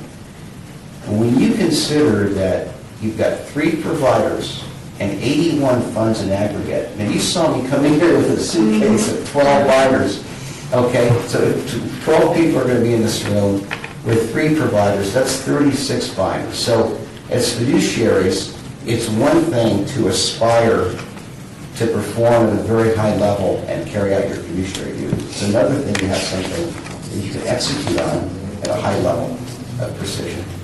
So this is beautiful to hear this, okay? And I can tell you that there's opportunities to scale down. You look at the plan, you look at 150 million with, or let's say 100 million with Mass Mutual, and you see that 3 funds are essentially exposed a participant in the same area of the market. Then you see that one fund has such an insignificant amount of dollars and it's getting very little market. So these things will come up, and from one quarter to the next, we will move the ball down the field and improve this plan. So, when it comes to making a vote, I would ask this committee to consider strongly, and I don't dismiss anything that Rusty is expressing, they're good concerns, but if you consider that we have a 3rd quarter meeting to review, and with 80 funds back at my office, there's a lot to do behind the curtain to get ready. And I can't really start unless I have investment policy to gear the review to. So I would ask this committee to approve the investment policy statement on the premise that, and it says right in our fiduciary training, annual review. Review the investment policy statement, tweak it, and as a collective group, I'm confident we can come up with language that'll touch on all these very good issues to evolve as we go along. And with that, I'll ask Just to Mark. make that, hammer that point home, I mean, when you talk about, large cap, value, core, growth, you probably don't even recognize what the academic differences between those, let alone see how they perform. And until you see that and start going through it, then you'll naturally start to ask your question, perhaps, why do we have value, core, and growth? I mean, what does that really mean? Can't we just merge those into one? Because we don't see enough variance in performance to make it worthwhile for us to have the brain damage of having to track umpteen funds. And so Freddie said it earlier, one of his goals is, I'm sure, and he's already kind of tipped his cards, he's going to be pushing us and questioning us, do you really want to offer all these funds? And should you shore this up a little bit? And he's going to, one of the things we know from studies that have been done, that it's counterintuitive, but the more choices you offer people, the less they want to participate, because it gets overwhelming for them, because the average person is not an investment expert. And when Freddie said earlier, you could get away with 3 bloody funds. You could get with the S&P index fund, which I'd love to have, a bond index fund, and maybe, money market. Those 3, just the ratio of what you decide to put in those 3 could mirror any combination of this stuff on the long term, and statistics will prove that to you. So when we offer more, it's really less, and it's a deterrent to participation sometimes. And so, but that's how I feel about it. But it's almost like you have to experience it to understand it and see the evaluations and see the reports, and then you start to get a comfort feel for, do we really need to have all these, and could we merge some of them without really moving anybody's cheese very far? And so, first step would be to maybe get things down a little bit more manageable, and at some point down the road, we as a committee may want to talk about fees, and how do you lower fees? You lower fees by moving to a more centralized planned administration, because that's one of the big fees you can control. You get economies of scale. You leverage all this, in other words, the 3 plans, if you look at the 3, extract the costs, you might have to add, you put them together, you get X minus. But you do get I didn't want to do any of that, I didn't want to presuppose any of that with a policy until we all had experience as a committee and felt comfortable about it. Because if we don't feel comfortable about it, there's no way we're just going to go running down that road. This committee needs to be comfortable about whatever action we're taking. So this point's a valid point, but there's no need to rush to that either. There's no need to shore this up and say we're only going to have these asset classes, because lo and behold, we'll probably have a fund out there that doesn't fall in those asset classes, and we'll be bouncing it. I'm not ready to bounce anybody yet. I just want to get through the process first before we start making other decisions. Well, I had 2 points that I wanted to ask about. The first point is that I read in that sentence prior to that table is that it says may. So to me, it didn't mean that we were going to have that many or not have that many, but we could even have more. Right. So, and not limited to. So it didn't tell me that was the requirement. So that's how I read it. Right. He read the list and saw the list and possibly saw the list and said, well, why do we have so many? But I read may and not limited to, so I didn't take that. Second thing is that in the investment option removal, I was curious about a couple of things. In the first paragraph, you're talking about the investment committee may remove, and you say that without limitation, when the investment committee has a lost confidence in the manager's ability, they started talking about manager's ability, but wasn't that already mentioned in the previous section before that? Failure on the part of investment management committee style organization? Yeah, it seems like it's the manager, and then it goes back to the option. Do you think it's repetitive or contradictory? I think it's both. I think it's repetitive compared to, I'm trying to find the paragraph. The bottom, section. page 7, isn't it? Well, yes, it's probably at the bottom of page 7. Paragraph, bottom of page 7. When it starts talking about rules for manager termination. So I didn't know if it's reading, if the word manager should be there or should it be optional. I don't know.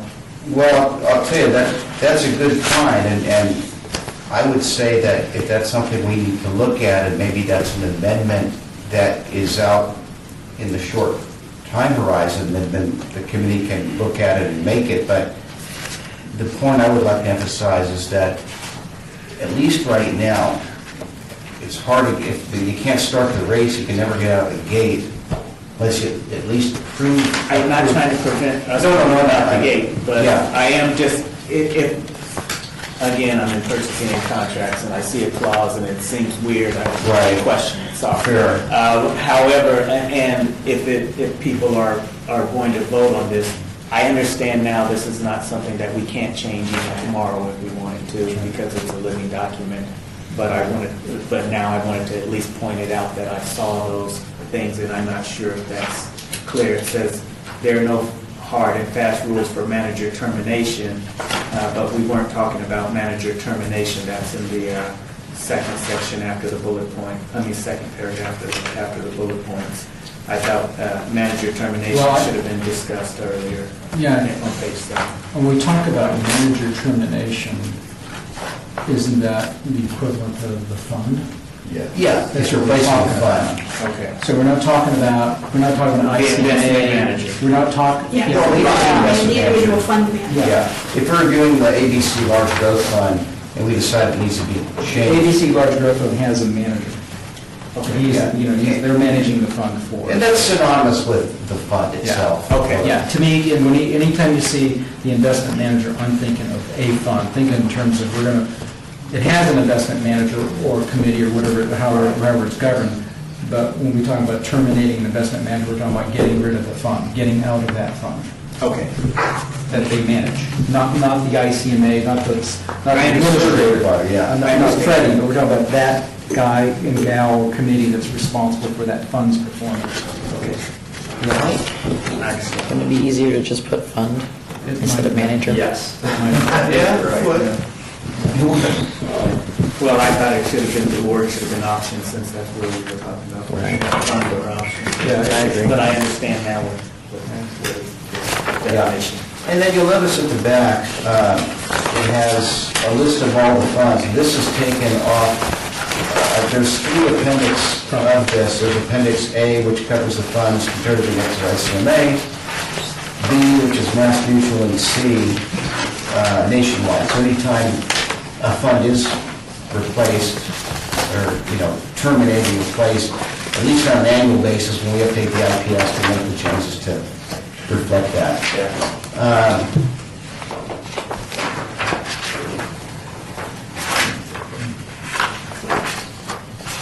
That's it. Well, do you, I suppose we could take a vote on approving the policy with the caveat that we replace, wherever we see the word investment manager or manager, we replace it as appropriate with Investment fund. investment fund. So what we're talking about is the termination, putting an investment fund on watch and terminating and replacing an investment fund. That's clear to us, even though we all recognize really what, it's a vote of no confidence for the people that are managing the fund, that's why we use that term. If that would make it better, clearer to everybody, I think it's probably fine, we can do that. The definition is clear to me now. I don't know if anybody else was confused. With somebody else, yeah, in the DB world, everybody, even on an index fund has a manager, Right. So, they use the term, investment manager consistently, they don't use fund, because then we typically invest in mutual funds, and so it's just sort of careful. In our case, the investment fund is what we're dealing with, that's the measure that we're dealing with here. Are there any other concerns, comments regarding the IPS?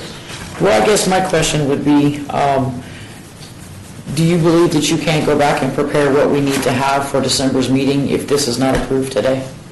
Of the full voting members? Well, we could, the issues are going to be time, so we've been talking about now for 20 minutes, so we'll have some members that are missing, which is fine, and we probably have to set aside another 15 to 30 minutes at the front end we can get a draft out and say we'll vote on it on the next meeting, if that's what you're comfortable with. I don't want to push anything that you're not comfortable with. We do need to have something in place, and it looks like everyone's looked at it, so we know what's in there, at least in terms of the criteria that we use to look at funds, so we can get off to a decent start looking at all these funds on the appendix. Well, I tried to pull off other investment policy statements off the internet to try to compare. It has all the elements, but after the education and listening now, I don't know if we could even come up with a valid draft even for next meeting, because I don't know if we're all educated enough to make the changes that are necessary to make it a better investment policy statement. So I think it's going to go back to what you said earlier, Mark. We're going to kind of have to get our hands a little bit dirty before we start maybe even changing the investment policy statement at all. Plus, we've already said it's a living document, and we will be able to do that, so. Obviously, my primary concern is that there isn't anything in the existing policy that's going to cause us any grief with Rusty's comments, because we're not ready to deal with any of those yet. We've already, that'll come down the road. I want to make sure that we give Freddie enough time to get prepped to do those reports, and without having our policy on which to measure performance against, so we can make whatever recommendations he feels he needs to make, he's going to be at a big disadvantage. And this would only be for that quarter. If we made Yeah. a change in the next quarter, whether it was before or after, he could also prepare for the following quarter. And, you know, and I'd actually be agreeable to trying to create a special meeting. It's just that we're going into the holiday season, and it's going to be impossible. We might be better off to think about it if there's a sense of urgency amongst the committee members and those that are missing that says, you know, I really wanted to go back and revisit this, maybe to have a special meeting just for that purpose in, you know, sometime in January. Well, and I guess my concern is because when you sit here and you look at some of the things that are pointed out, the way that this calendar is done, it says we're only going to review this policy statement once a year. It's only put in here for once a year. So I just want to make sure that with the people that aren't here, you know, that we have the ability to go ahead, if we go ahead and approve it today, we have the ability to then change it once you have the full board here. That, the full voting members, that's all I'm Is asking. that your motion? Is it my motion? Sounds like a really saying no, that's Yeah, well, I can make that a motion. I mean, I just, What you're basically saying is your motion would be approve the policy today, understanding that we need to have it in order to get through our review process, but you would reserve the right that we would review it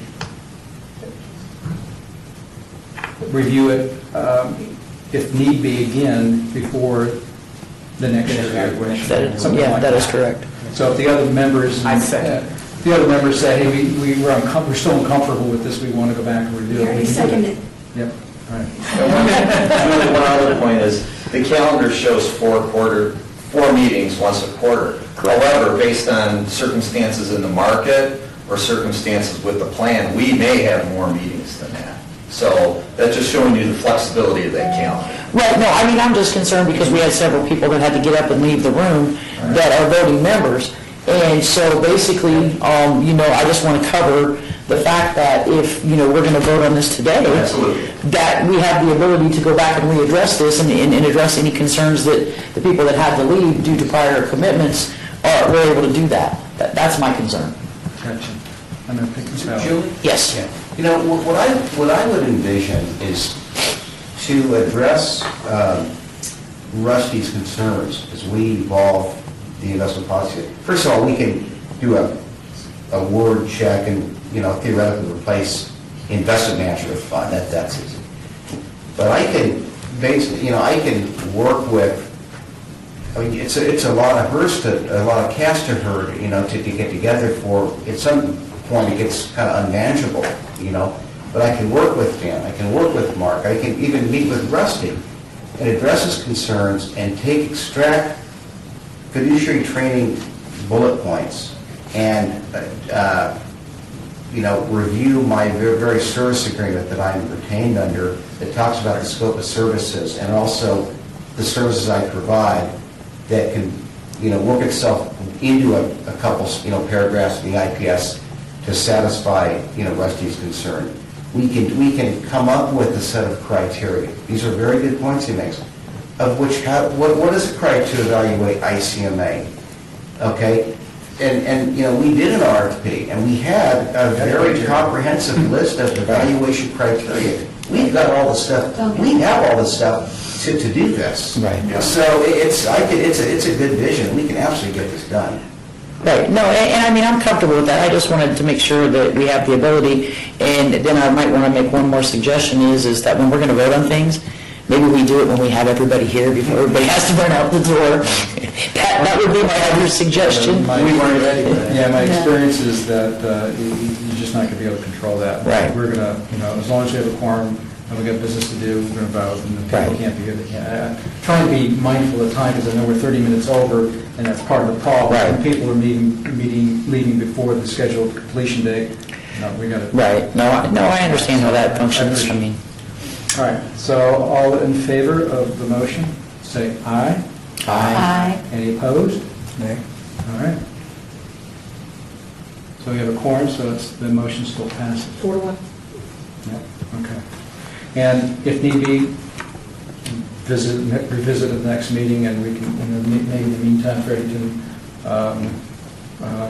certainly get with Rusty directly and address some of those concerns, and maybe begin to work on another draft. Excuse me, it's 4-2, even Rusty's absence, he's capped. That's right, that's right, he's a no, so it's 4-2. What do you mean absence? His correspondence has said if we vote on this as is, he votes no. Yeah. Right. And I think Rusty will be satisfied with the condition of the motion, and we'll get with him and address his concerns, and that'll work itself in the investment policy If statement. not, can we, by email, if we need to work on something or change something? Yes. And so to the extent that you come up with something after your discussion with Jen, as well as if you want to send it to Dan, Dan can send it to us, and then we can at least have a look at that before the next meeting. But this will, at least, having this approved, Allows him ready to start before the next next week. board. Just Which is most evaluation, important, which is the issue. to keep us going. Otherwise, we're going to be Right. Mired. 3 months All right. behind. All right, any other business that anyone wants to... I have one thing that I'd like to put into the record. I've received an email from some of our members, and their question was if the city could have a 457 plan, a rough 457 plan, included into one of these options. It's possible, and, that's just about adding a plan feature. I see it, he has one. Yeah, I see now. Both Mass Mutual and ICMA have those, we could easily implement that. Right, they were asking if it was a possibility. Is that firefighters nation? No, this is actually the CEA, The City Employees the City Employees Association. Well, so maybe they're just not aware that there is a feature. Well, no, we don't have We it. don't offer it. They don't offer that feature. Okay. It's not activated at this We point. offer it in our current plan. Right. People could go there and get it individually. Oh, yeah. Well, It's not part of the city menu. Right. And they're asking if that could be. So that was something that I wanted to put out there on the record that my members are asking for. Excuse me? I've had some calls as well.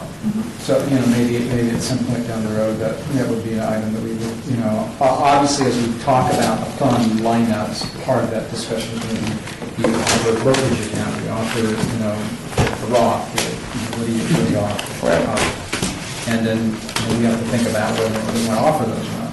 Some of those carry some risk for the employees. We want to make sure that, we had talked at one time about if we're going to offer a brokerage account, if they have so much in assets to be able to get in, and maybe you need to sign them special waivers or education or something, because that's a whole different world. Right. So, Make a motion to adjourn. yes, you can.